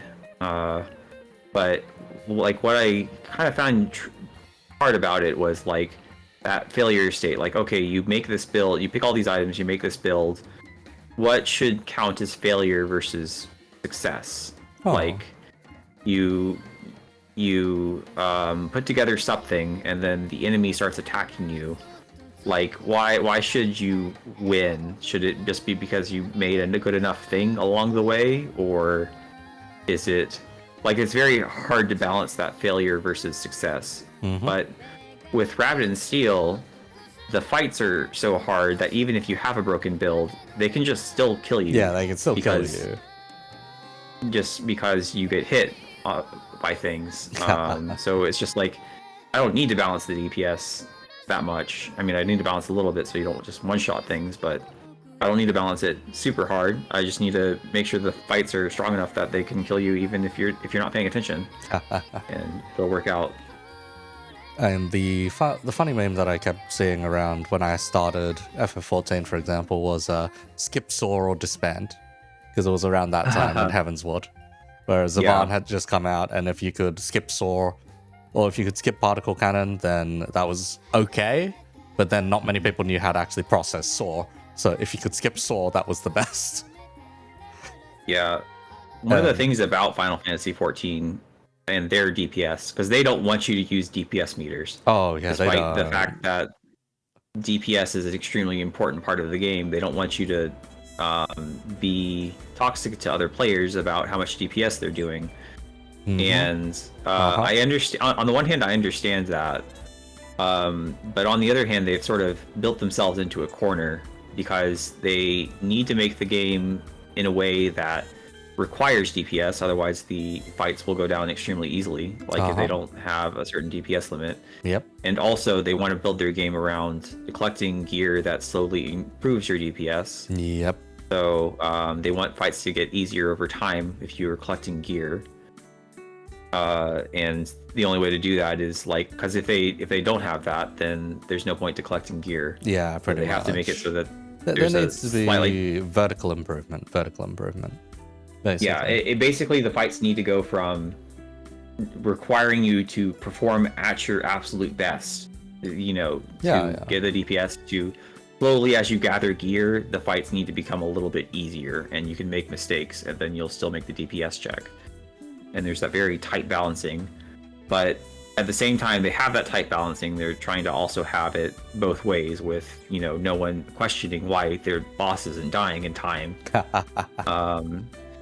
Whereas at Raven and Steel, you know, I can include a DPS meter because I can just show DPS because it becomes this like, because it's so randomized, it becomes something different. Like, you know, you see your party member doing a lot more DPS than you, and you're like almost congratulatory, like, wow, you got a really broken build. It's like you're happy for them. And there's also like a little bit of competition as well. Like you can, you know, on the outskirts fights, you can try to be like the best DPS when you're with your base kit. And have all that stuff. Because the big thing I found in my group when playing was just like, how do we push more DPS? Okay, push DPS, push DPS, push DPS. Don't worry, if they're dead, we don't have to process any more mechanics. Basically. Yep. Exactly. That's the experience you want. The faster we burn, the better. But yeah, that idea of needing to play at your best compared to once you have gear, there's allowances. Yeah, I can feel that in Maiden and Spell at times as well. Where depending on the kind of stuff you pick up, then yeah, you can fuck up a little bit more or fuck up a bit less. But then if you decide to go for one of those really high risk, high reward kind of items where if you get hit X number of times it breaks, then yeah. Yeah. Those are just sort of, some of the items that included are just kind of supposed to make you laugh like the first time you see them or like the first time you pick them up. I'd say the break if you take damage is one of them. There's like one that's like the ruby circlet where it's like, it's so powerful, but it breaks if you take damage once, which is kind of absurd. It wasn't so powerful, but then one of my beta testers was like, I'm not taking that item ever unless it's like 70% damage. And I think I made it 80%, something like that. Christ. So that's just sort of funny. Like you take this item and you have to play perfect. You have to play perfectly, and it just puts this tension on you, like, you know, before getting hit was unfortunate, but like whatever. Now it's like catastrophic. It's like because you have this item in your inventory. It's the same. It's the same with the items that restrict your defensive skill as well, where it's like, oh, you don't get to use your get out of jail free card anymore. If you do, yeah, definitely. If you do, you lose your really nice bonus from this item. Yeah, my favorite of those is probably the fire scale corset, because like you'll have a build that only works with the fire scale corset. Like you'll have all these items that add 2 to 3 seconds of cooldown to all of your moves, and then you have the fire scale corset, which removes all the cooldowns because it's -3 cooldowns. But if you ever use your defensive, even if you accidentally hit the button, you're totally destroyed. Like that's it. Over. You're done. It's over. You're done. You're on the floor now. You better just eat those bullets, because with a smile on your face, because otherwise you will not be doing any damage whatsoever. I think the most broken combination I ran into, weirdly enough, was one of those items that adds your cooldowns together, divides, and blah blah blah. That's And- another joke item. And it was for your special item or for your special skill, so it was like the staff or whatever the heck it was. Mhm. And I was like, there's no way this is gonna happen. There's like a potion up here with like a 50-second cooldown. That cooldown's not gonna get added to. Oh shit! It got added. The funny thing about that, it's like, because when you open up the loot table, you're constantly like doing math. Like, is Yeah, this yeah. good for me? Yeah. You know, you see something that's like, oh, this gives you 30% more damage on your special, but the cooldown is 2 seconds longer. It's like 40%, and the cooldown's 2 seconds longer. And you do some little math in your head, like, Yeah. okay, I'm playing Druid. Is this good for me? Is this like, you know, my cooldown is 6 seconds. It would become 8 seconds, but it would do 40% more damage. Math. Is that good? And it's the subtle thing you're doing in your head all the time. Mhm. And then you just see an item that just like literally makes you do a math equation. Like the cooldowns of all your items minus your secondary's strength plus the number of times you've spun this match, you know. Yeah. It's just like this joke. Like, you want to do math? Here's some math. Like the moment I saw it, my brain just kicked in and I'm just like, okay, what is the math here? Blah blah blah. Okay, if I treat these as chips, blah blah blah, 10, blah blah. Okay, so if I take this at assassin base, this gives me 180 on my special, which is weaker than the backstab to start. Then I'm like, but it counts all other loot stuff and all these other cooldowns. So pick it up. It became one of my burstiest builds in the end. I'm just like, what the hell is going on here? Why is this allowed to Yeah. do as much damage as it was? Because I didn't realize the potion cooldown was added until I took a look later. I'm like, wait, why am I doing 2k damage after the first shop? Huh? Eh? What is going on? And I see a 4k crit. I'm like, something's wrong. Mouse is over the tooltip. Base 2000 damage. I'm like, okay, right. Yep. Very nice. There's mouse is over the potion cooldown, 50 seconds. Does the math again. Oh shit. Yeah. Because I'm like, It's, because when I saw that, I'm like, there's no way this is intentional, right? yeah, I mean, okay, so technically it wasn't intentional because the intention was to cap it at 800, but I accidentally I changed the cap. I nerfed the cap down to 800, but I forgot to, or I nerfed the text down to 800, but the actual effect was still 1000. Oh god. So I guess it's just 1000 now. I don't think I could. I'm not think my players would allow me to nerf it. They already get. Man, I nerfed some small thing like it was like heavy blades, emerald secondary, and I gave it a hidden cooldown because it basically was an off GCD that had a 3-second cooldown. So if you had the fire scale core set, you could just use it as fast as you could hit the button. Oh. And so I gave it a 1 second hidden cooldown, and people were like, I don't like these changes. I don't like doing nerfs and roguelikes. It's supposed to be fun. You're supposed to be overpowered. It's like, it's 2 items that combine together to make something that completely destroys the game in 5 seconds. So I definitely couldn't get away with nerfing down an item that gives you 1000 down to 800. Because yeah, that's kind of the horrifying thing with balance considerations. When you have something very strong or very prominent, a lot of people sink into the habit of, how does one put it? How'd that one guy say? Sid Meier or whatever? Players will find the fastest way to optimize the fun out of your game. Yeah. Basically. Yeah, if you just have something that's too strong, then there's the temptation to just reset until you get that thing. Oh, yeah. And, you know, I know that people, it's that balancing act in roguelikes where you want to have certain things that feel strong. Like you get some build together and you feel very clever and you feel like you got kind of lucked into something that's really, really powerful. But at the same time, you don't want it to be like something so powerful that you're tempted to just reset until you get that thing, because that's not fun, resetting over and over and over again. Yep. One thing I did during beta testing was I tried to get the beta tester to screenshot a treasure chest every time there's an item that they every time all the items in the shop or in the treasure chest were things they didn't want. So they were like, I don't want any of these things. And I tried to change those items around to make them more attractive. Like, is there actually like a weighted system for the items, or is it just all throw it out It there? is. It is completely random. Oh, shit. There's no weighting whatsoever. There's okay. There's a couple items that don't appear in the last two stages. Okay. Or the last stage. So for example, you can't get the silver coin in the last treasure chest, obviously, because there's no shops after that. And I don't give you the gold potion in the last two stages because even though there is a shop after that, it's a little bit. By that point, your build is you've got a lot of money, and you probably don't need really more. need it. Yeah, so it's more Or, like like- an early investment, pretty much.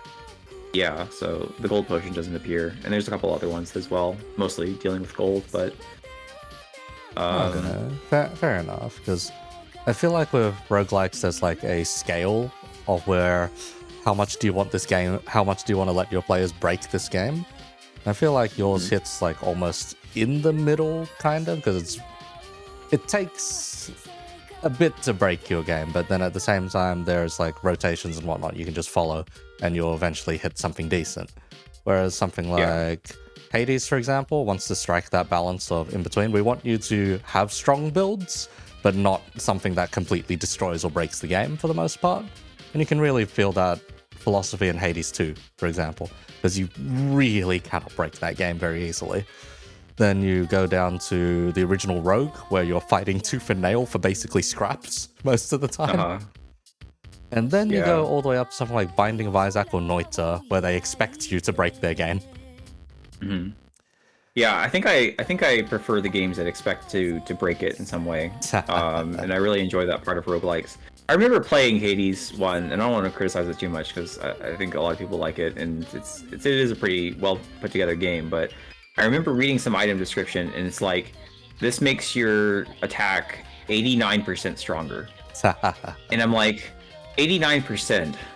You couldn't have made that 90. Like, we're so anti-fun that like it couldn't be around 90. Like the 1% was just a little bit too strong at 90%, so we had to make it 89. No, the upgrade to that is 114%. We can't go to the 15. Yeah, it's like, come on, just let us live a bit. Make it 90.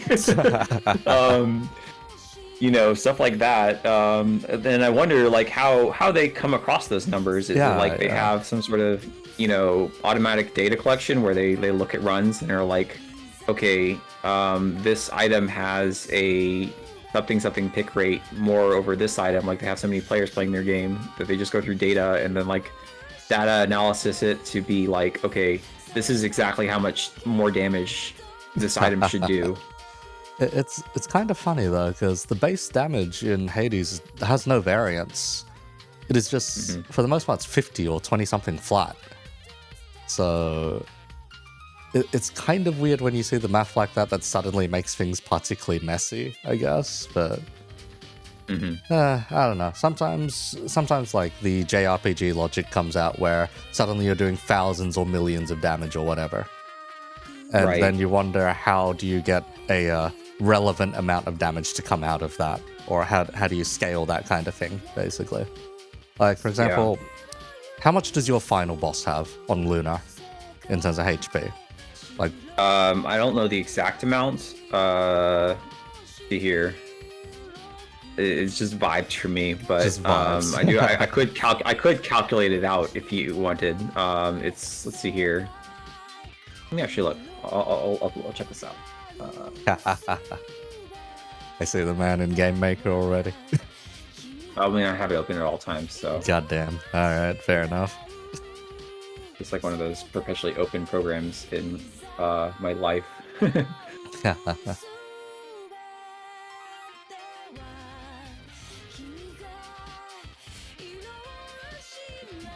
Because there are some games out there which try to make sense of ridiculous numbers or ridiculous millions or billions of damage and whatnot.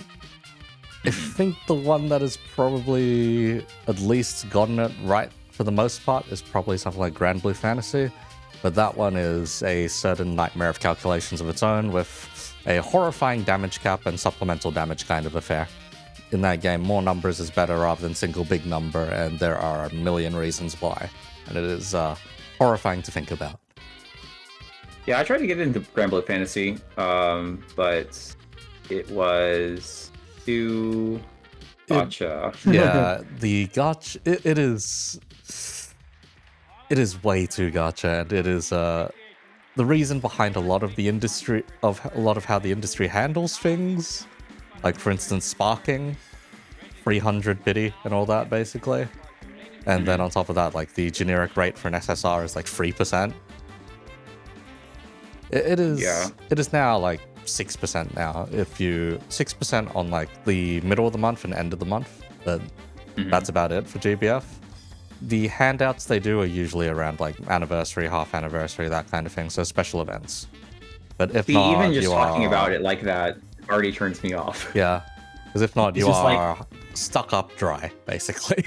Yeah, it's just like even not even just like whether it's generous or not, but the fact that you have to think of it in terms of generosity. Like, Yeah, do you think Rabbit and Steel is generous? Because like, you know, it's a it's a game that you complete just buy for, package.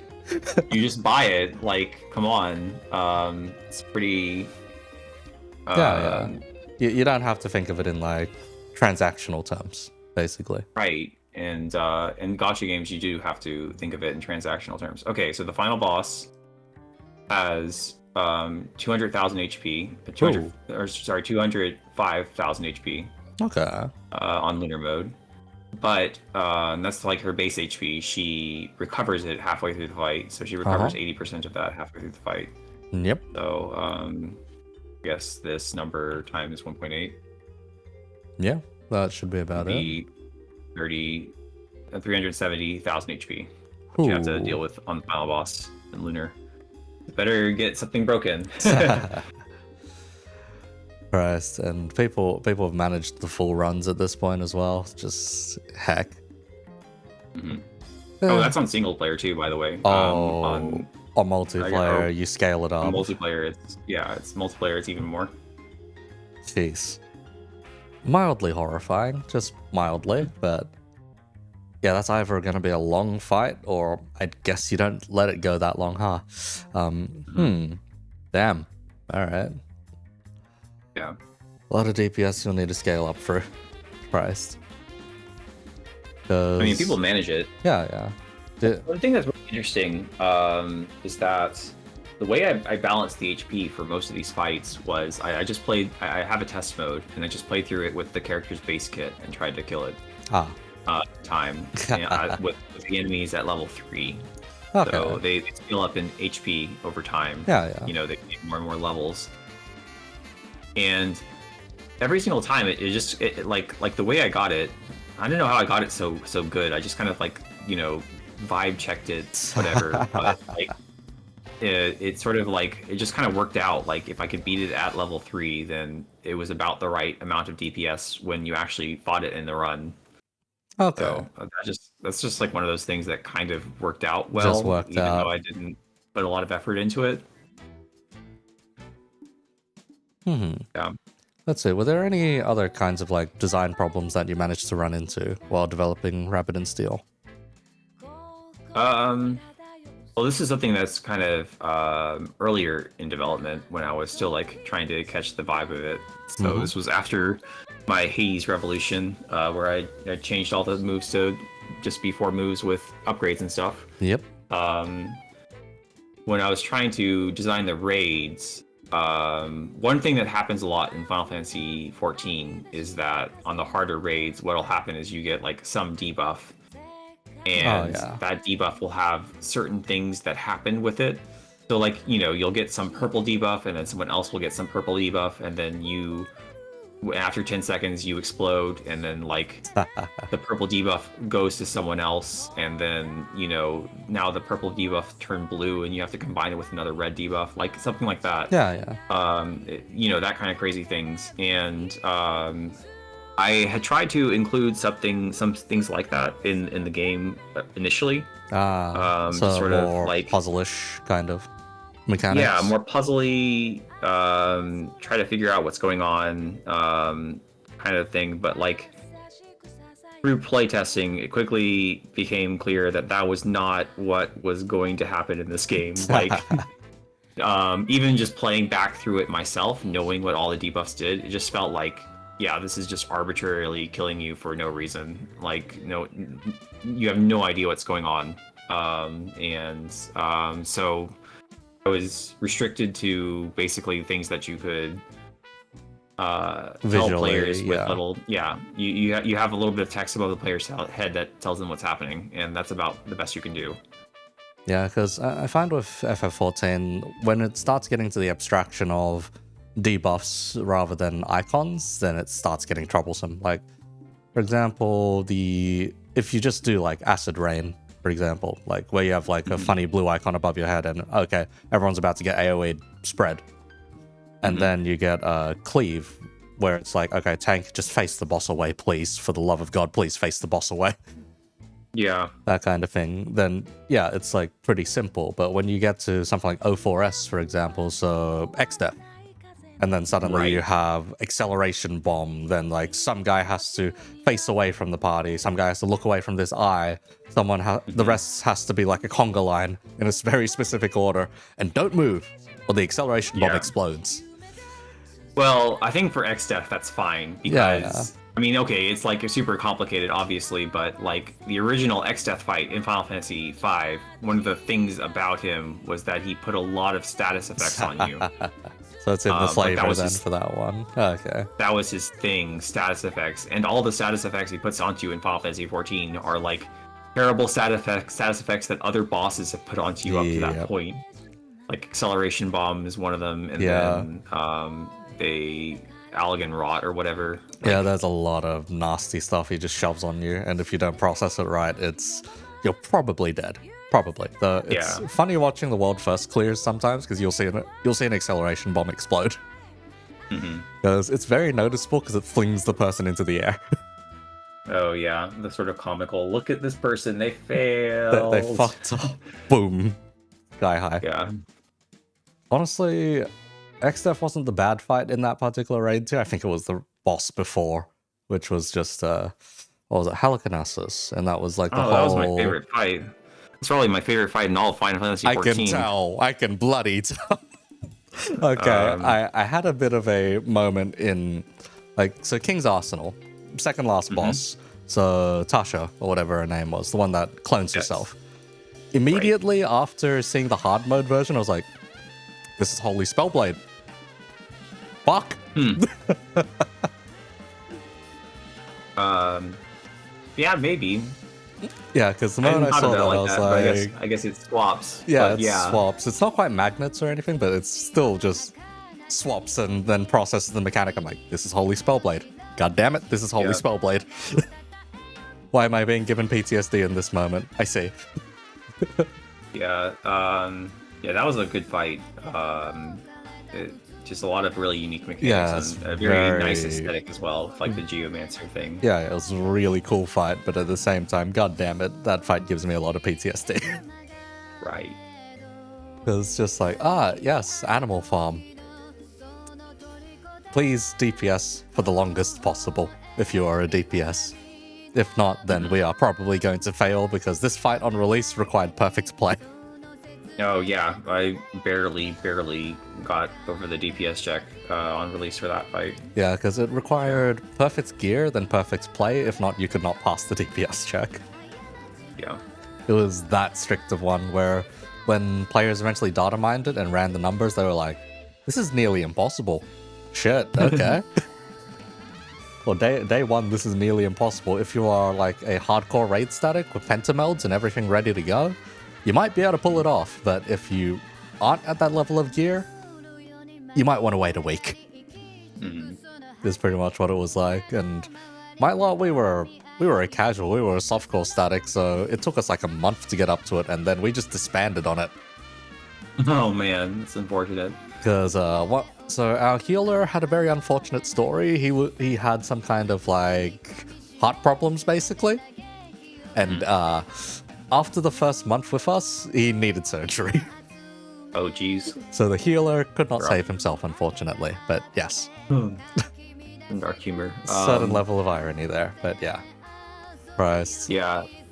But like, fights like that, I think like maybe Holocarnarsis has a lot of mechanics that I could probably put into Rapid and Steel, but X-Death not so much. Yeah, that's a little bit too puzzly, That stage is at least really harsh with the positioning. Because like the things I noticed, you've got donuts, you've got donuts, you've got tethers, you've got cleaves. All of those work in the kind of space and field that you've got. Yeah. I'm trying to anything you can explain quickly. Yeah, anything you can explain quickly, anything that's very clear by an AoE indicator is very easy, so to speak. Matching colors, that's pretty obvious. Yeah, like a lot of the mechanics that you've chosen to translate over or just design yourself, they work, and they give you that feeling of cooperation for quite a few of them. Because when you're tethered onto someone's dead body, you start screaming. That's the funniest one. I think like watching other people mess up, I guess, is getting tethered to dead bodies or getting tethered to people who aren't in the right position. Yeah. Always a classic. I was watching the world first race, and it would just there's the one mechanic where Renali pushes you in two directions, and three people need to go one way, and one person needs to go the other. Oh. And I didn't really think it would be that difficult a mechanic, because you could just say, okay, the cleave always goes right, for example. Yep. Just say that. Mm-hmm. But then they kept dying to it because, like, of the three people, one would go the wrong way, and they would drag everyone into the middle and hurt everyone. And it's just like, man, that's funny. Because to me, it was a lot of Painter Frog, basically, where it was just like, match your color, then match your color inside of the donut, then run. And then find the next color, match your color, do the same thing, blah, blah, blah. I didn't think that pattern would be that hard. I thought it was like... that pattern is quite hard.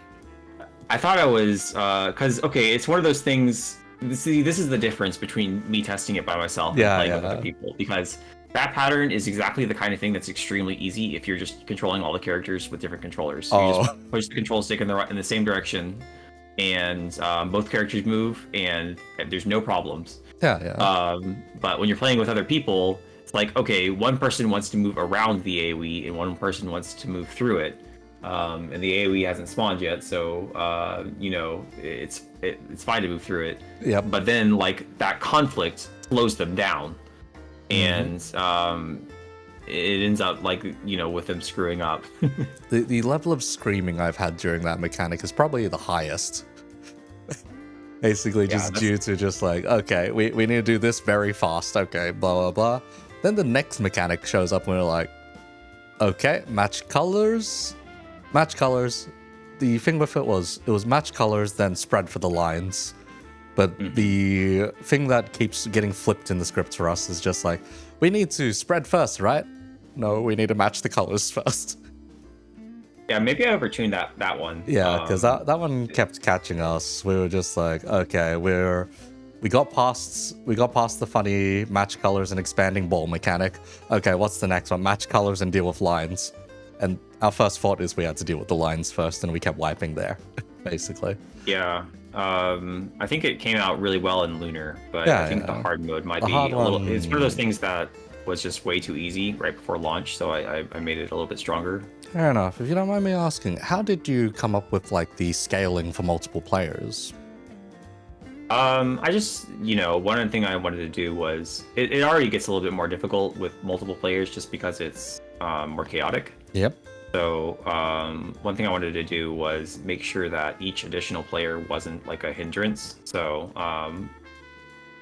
the DPS check gets lower and lower and lower for each player that's added in sort of a linear way. So for single player, it's 0.9 times, and then for two players, it's 1.7, and then for three, it's 2.4, and then for four players, it's 3.0. So if you're playing with four players, then the DPS check it's a little bit higher, but it's like about equal to like the solo check if one of the players is just dead all the time. So like one player doesn't have to contribute at all. and they can still make the DPS check.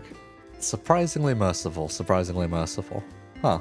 Well, yeah, because one thing I didn't want to do was I didn't want to have the Final Fantasy 14 thing where it's just so tight. It's just like you have to. You have to hit it or perfectly. enrage. Yeah. Yeah. I wanted to have a bit of leeway, not just because like okay, players, you know, just for the sake of it being a bit easier, but also because sometimes the items you get suck, and you know, the punishment shouldn't be death because you were unlucky. It should just be, you know, the fight's going to be a bit longer, but you can still make it. You have less leniency, but you can still make it if you hit all the buttons. One thing that was very interesting to me is that with the demo, someone was trying to beat Twilight without buying any shop upgrades or opening any treasure chests. They just had potions. And they succeeded. They actually got there. I mean, it took like some good crit RNG, but it did work. So, you know, the DPS checks aren't that tight. If you're not failing to make the DPS check, you're just bad. That's what I'm saying. Okay, good. Fair enough then. Fair enough. Anyhow, so what can we look forward to in future for Rapid and Steel, if anything?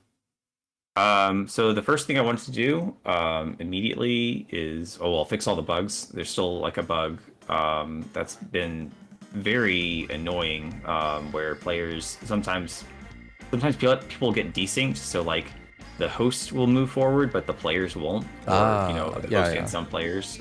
And I think that's like an internet issue, but I'm not sure that it is, because I feel like if it were an internet issue it would be happening to other things, but it's just moving forward.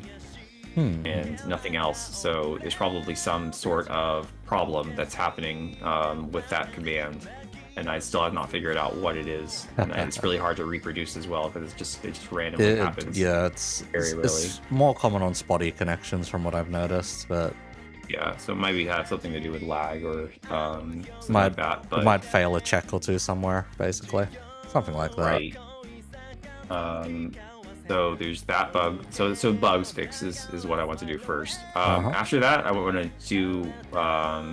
There's a couple features that kind of got cut from the release because I needed to release it, and that I'd like to add in. That I wanted to add in. One of which is like a toy box mode where you can just like, if you've won a run with an item, you can take it into a little special room and use it and combine it with whatever else you want, and just mess around against a training dummy. Okay. Just to see what kind of things happen. Just potential, basically. And also an art gallery, because it's something I included in Maintenance Spell, where I had a bunch of development talk against, you know, the pictures of the characters I drew along the way. I might do something like that. I'm not sure if I'll put that in game. I already kind of put it into the Discord. I saw people are really clamoring for it. I saw in the Discord, and it was just like, yes, there's a casual collection of sprites here. Okay, good to know. Good to know. But for more long term, I would like at some point to try to take a crack at modding support. I think people have already been making custom sprites, but I think that custom characters are a little bit out of the picture. Like I don't think that's like possible, because just the way the characters are coded, it's a little bit too difficult. But I think that custom items would be pretty easy, and custom bosses, I mean, it might be a little bit more difficult, but not outside the realm of possibility. So stuff like that would be a lot of fun, I think. Okay. And maybe even further down the line, or I don't know which one would come first, the mod support or this, but like I would like to release a little bit more extra content for the game, like, you know, more classes, bosses, that kind of thing. Fair enough, because my immediate thought when going through everything in this game was just okay, so we have like the funny main stage kind of progression, as if it was like a Toho game of just like, okay, stage boss, stage boss, stage boss, main boss, okay. So when's the extra stage? Yeah, extra stage. We should do one of those. What a great idea. God. Because, Christ, there are a lot of extra stages in Toho games where I was just like, fuck it, I give up. Nope, I'm not trying this. Nope, I'm good. That's hell. But honestly, the game has been such a success that maybe I could do something a little bit grander for the extra stage rather than just having like a single stage that you fight a boss in. Fair enough, fair enough. There's like I think the first extra stage I gave up on was Imperishable Knights one, so just Moko. I was just like, nope, I'm done. Can't do that. Christ. So I did the cope and learnt the song on piano instead. Anyway. Very nice. Anyhow. So, all that said, do you have any advice for would-be game devs?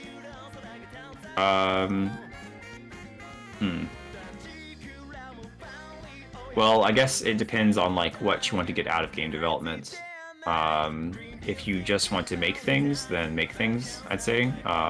If you're just kind of and make small things is what I'd recommend. If you're like just like a beginner program, then just start with like game jams and stuff like that. Maybe try to learn how to draw a little bit. But if you want to be like a successful game developer, I guess you could say, like, where game development is like your full-time job or anything like that, definitely take some time to do some, like, to ask around and see if anyone wants your game idea.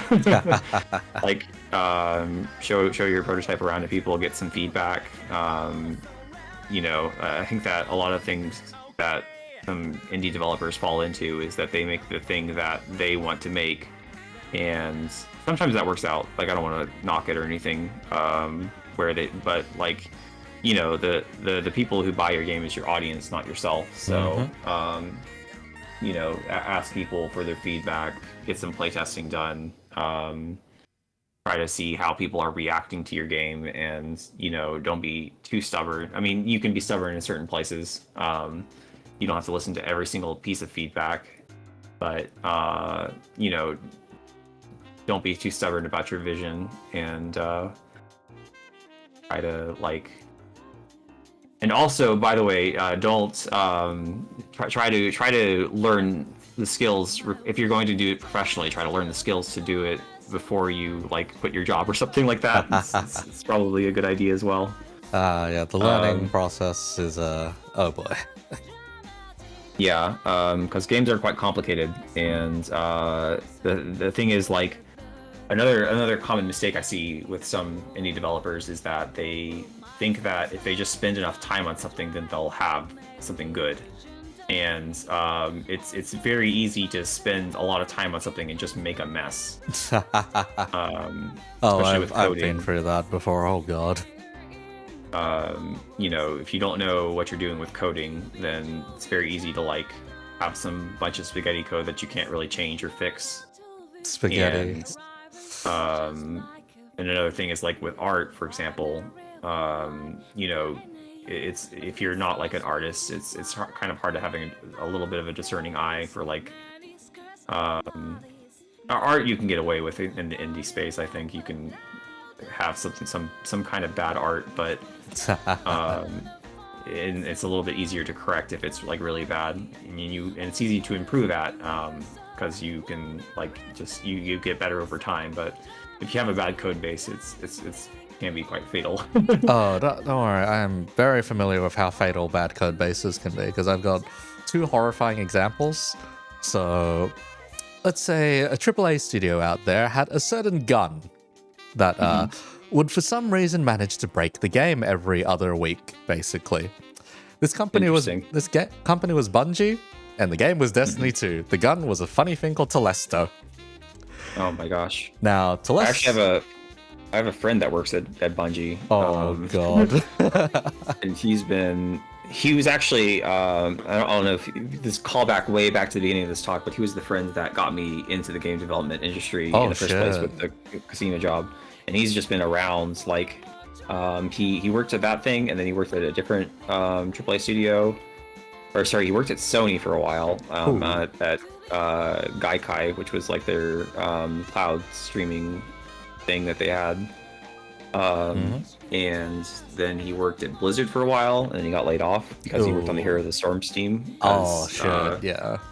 Rough times. Then he went to Wizards of the Coast, and now he's at Bungie, and like he just jumps around all over the place.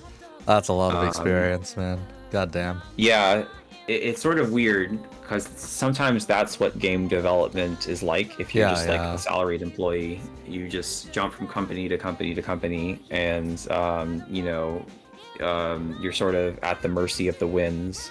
And I think a lot of game developers are at the mercy of the winds right now. Definitely. With all the studio closures and stuff like that. Yep. And I feel extremely privileged to be able to like do just indie dev and not have to worry about that.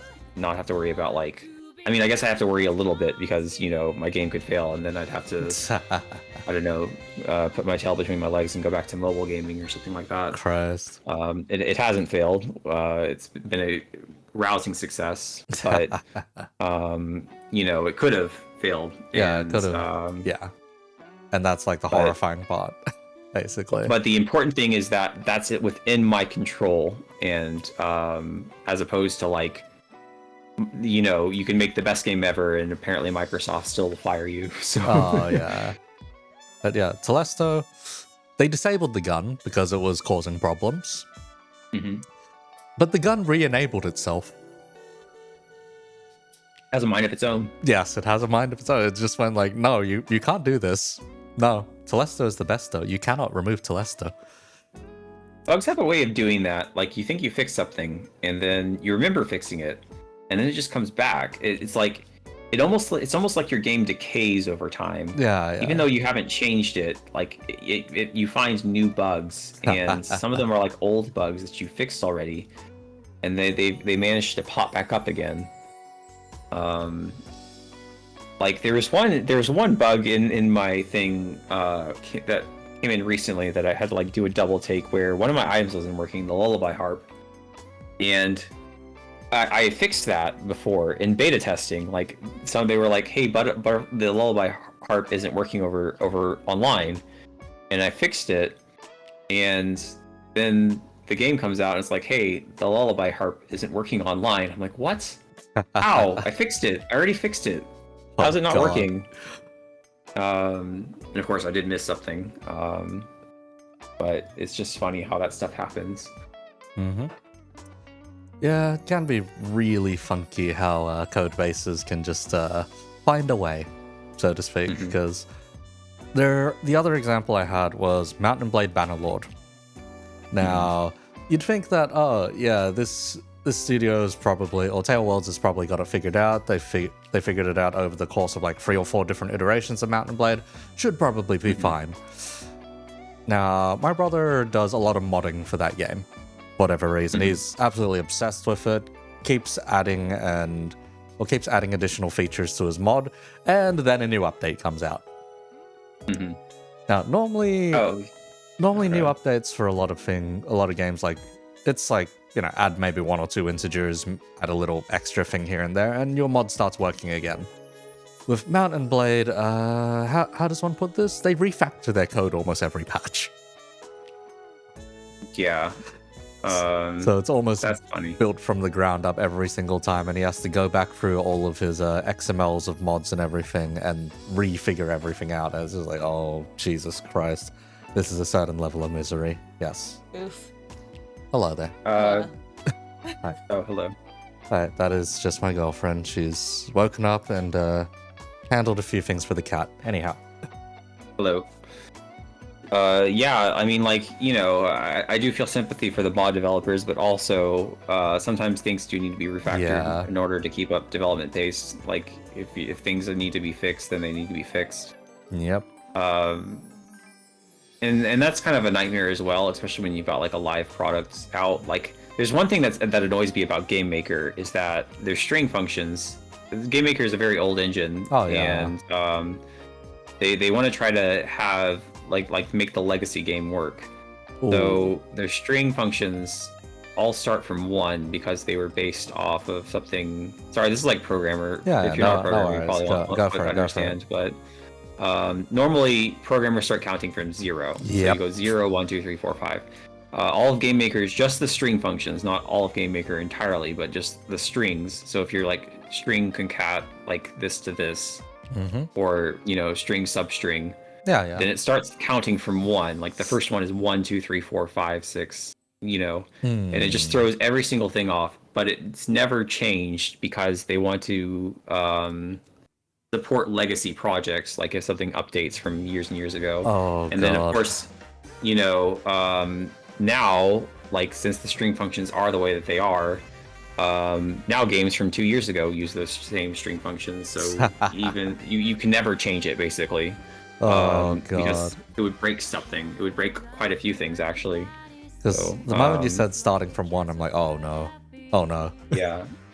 I forget what the language that they used to do it in was. I think it was like Delphi or something like that. I don't remember the name. Along those lines. Yeah. And yeah, they can't get out of it. Because, like, for me, programming is still, like, the complete Wild West. I know a bit of it. I did, like, first-year programming at university, figured that not my field, so I will just go over to the creative side, and I ended up being a writer. So does writing have jobs? Not really, unfortunately. No. Especially in the games industry. So... Don't worry. Apparently, tech jobs don't have jobs either, so no one has jobs. Oh, don't worry. It was funny when I heard that half my IT department got fired at work, and then everything started crashing and burning the week after.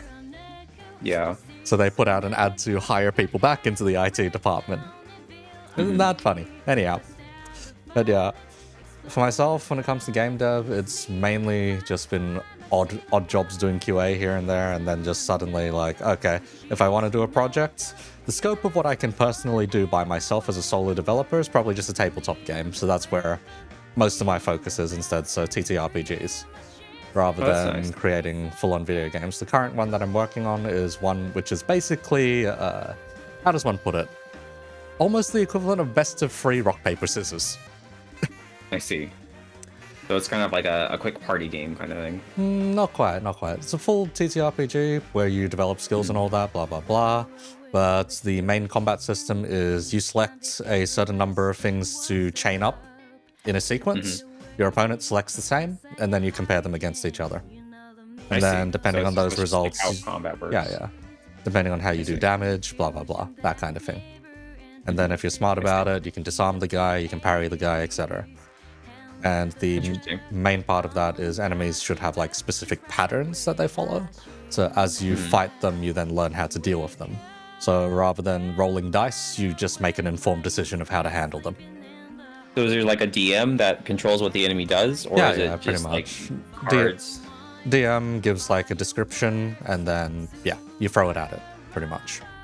So it's like, the goblin raises its knife in a high stance.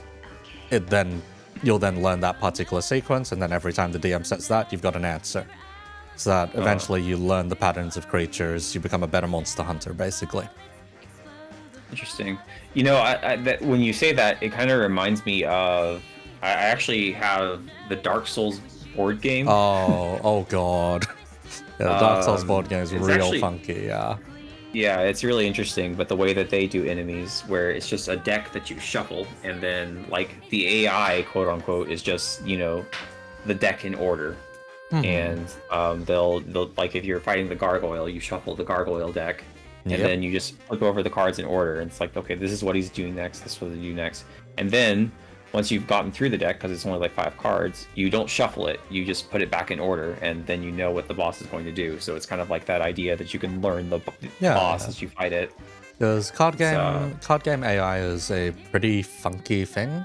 For a lot of board games these days, they expect a somewhat single-player mode, or possible single-player mode to be able to play, usually.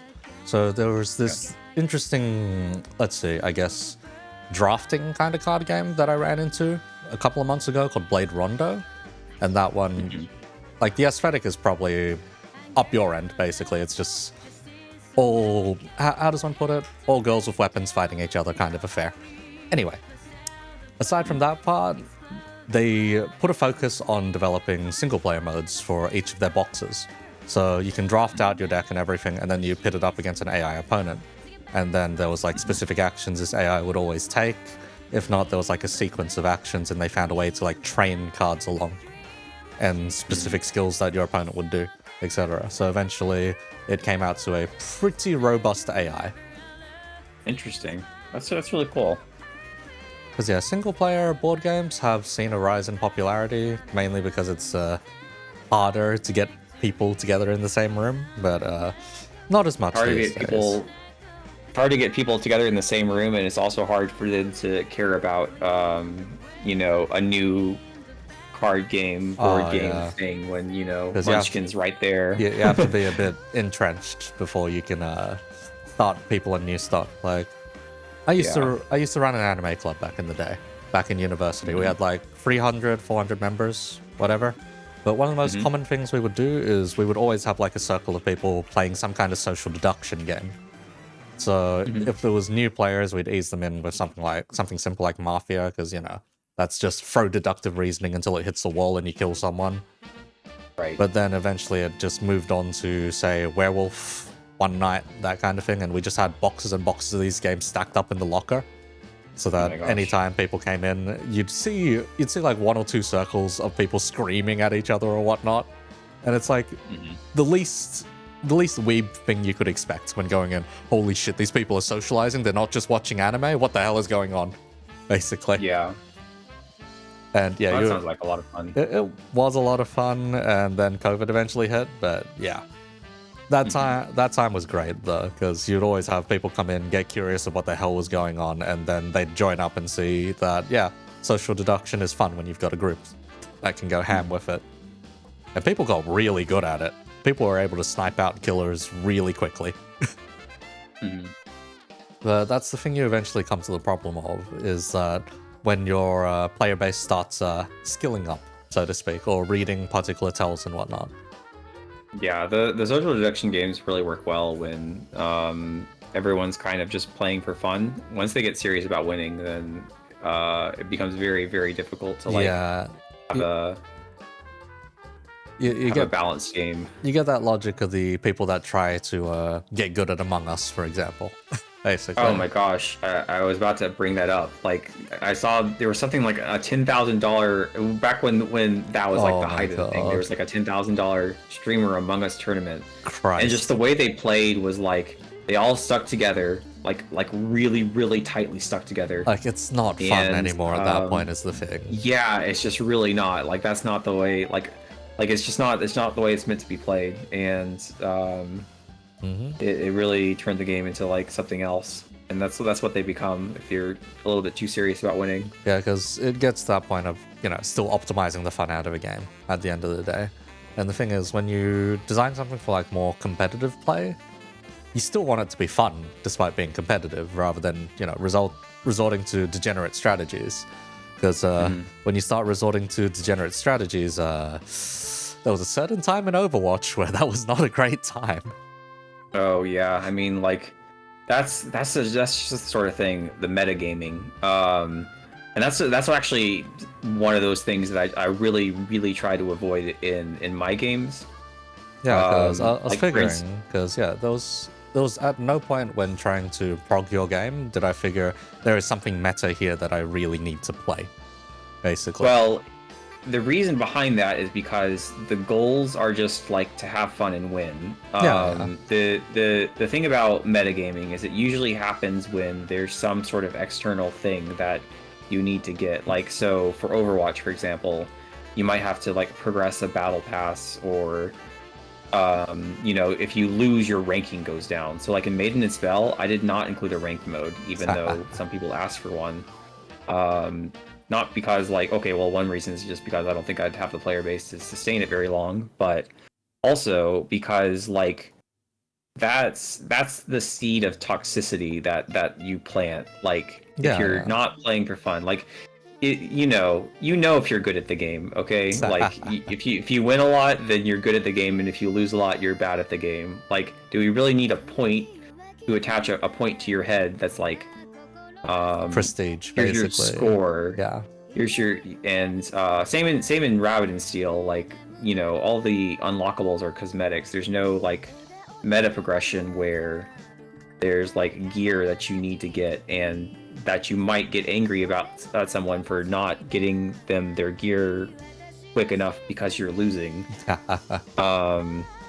and you know, like when games turn into those metagamey things, it's usually those elements that is the reason they become that way. But companies still put those elements in them because those are also extremely addicting, which I also have a problem with. Yeah. So, you learn a lot about addictive vectors when you've ever been in the casino industry. Oh boy. Right. You know, the companies can't have your players play your game for a month, have fun, and then move on to the next game. They need to have some sort of perpetual reason for you to stick around.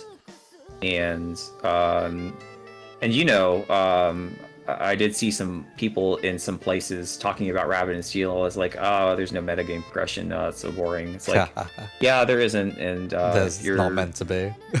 if you're the kind of person who needs metagame progression, then maybe Rabbit and Steel isn't the game for you. But I really dislike those kind of things. Because yeah, I don't. External or extrinsic kind of motivations are like the easy way out, I find, a lot of the time when you're trying to develop something. It's just like, oh, you get a reward out of this. What can you do with this reward? Yeah, it's a little pat on the back and a little, you know, little boost in whatever you're doing. Yeah, keep going, keep grinding. They're just meaningless. They're meaningless numbers, and like, you know, they try to attach value onto them, but the value is the fun and the friends you made along the way. If I may sound so corny. It's part of what I'm not as big a fan of with a lot of MMOs out there, where the leveling is like secondary, basically. Right. Yeah, it's where the leveling is secondary, and they just want you to get to end game as fast as possible because that's where they're releasing like all the new content and everything, and the leveling experience will always stay stale because of that. I think there's like maybe 1 or 2 MMOs off the top of my head which circumvent that to an extent. Like FF14 tried to do with hunts, for example, where like hunts or rare hunts would spawn in like lower level areas, incentivizing players to go back and search for them. But you know, that only had so long a lifespan because what else were you doing in those areas? Not very much. Right.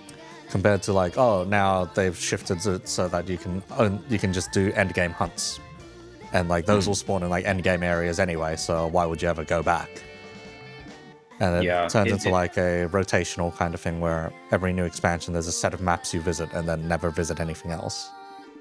It's difficult for MMOs to do interesting things like that, though, that like might, you know, keep the world alive, to put it in one way. Like, you know, you want it to be like this vibrant world where all the players are moving around and you know, exploring and going on various adventures and stuff, but at the same time, people are tend to be very metagame focused about like how do you get the best gear in the game, and so over time, a lot of MMOs have shifted in a way that they focus on that. They can't maintain like this believable world where, you know, maybe like there's skeletons and dragons and you go and fight them and kill them. It can't be that anymore because people are too good at the game and people will burn through that too quickly. So they have to have like raids where it's basically bullet hell, and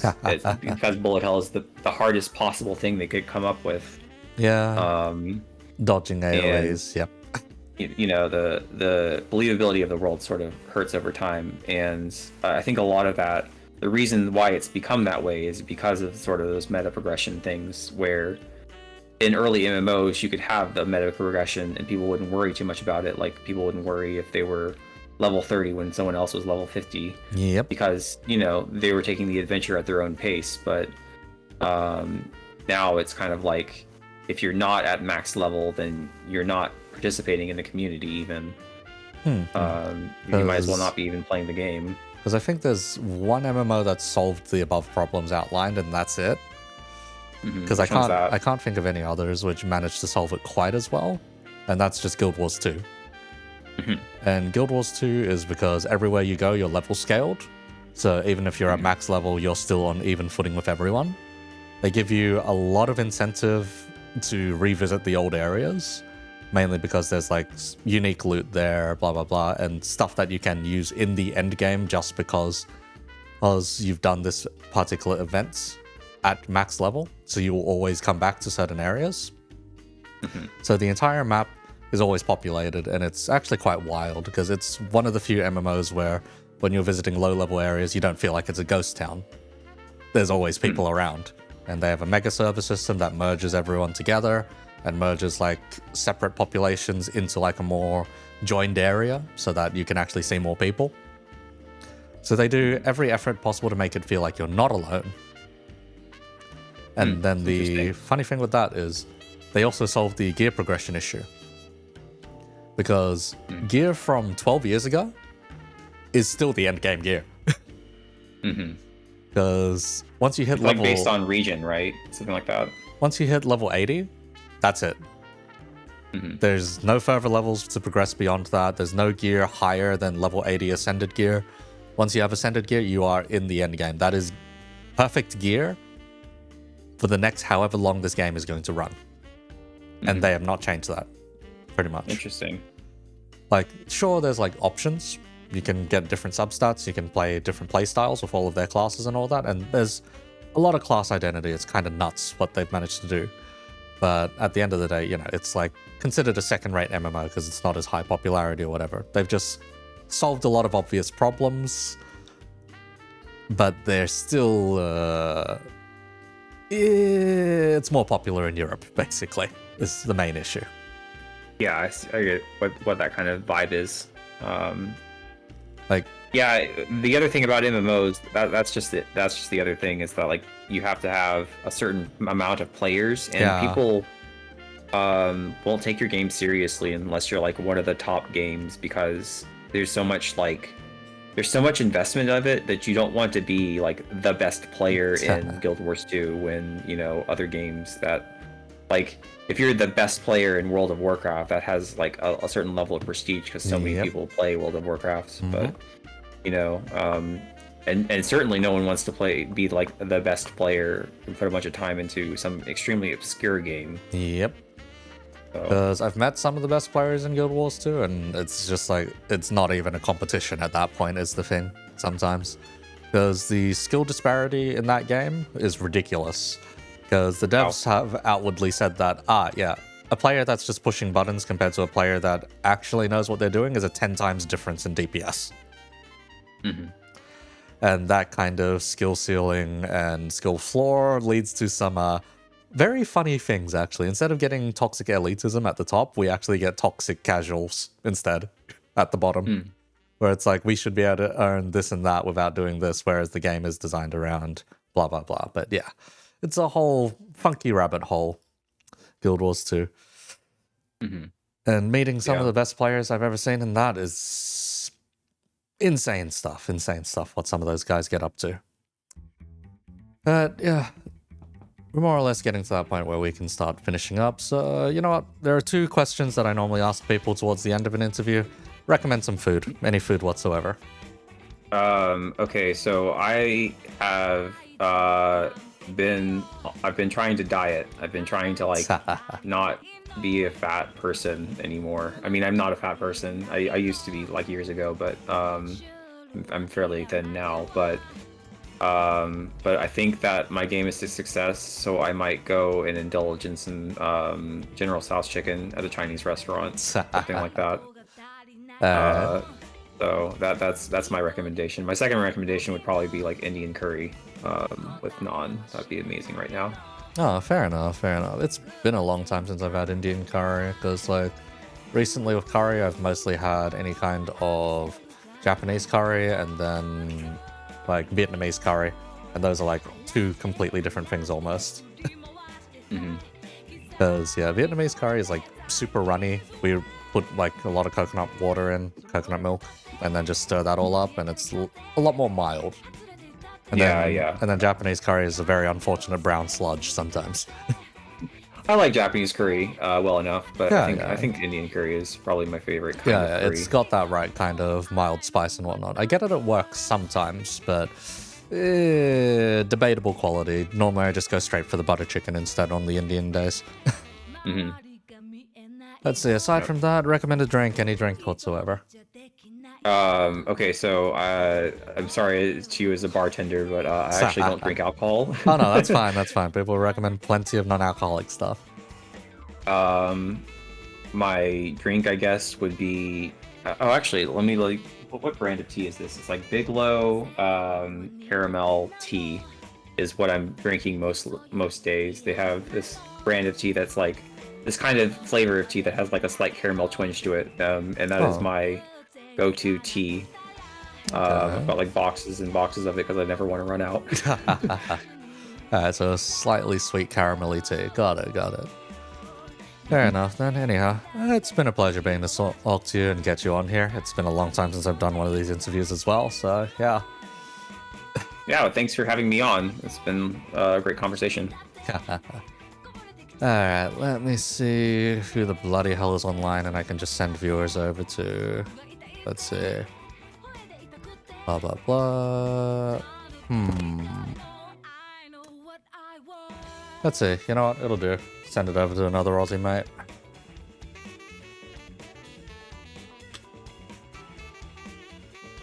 No idea what he's up to today, but yeah.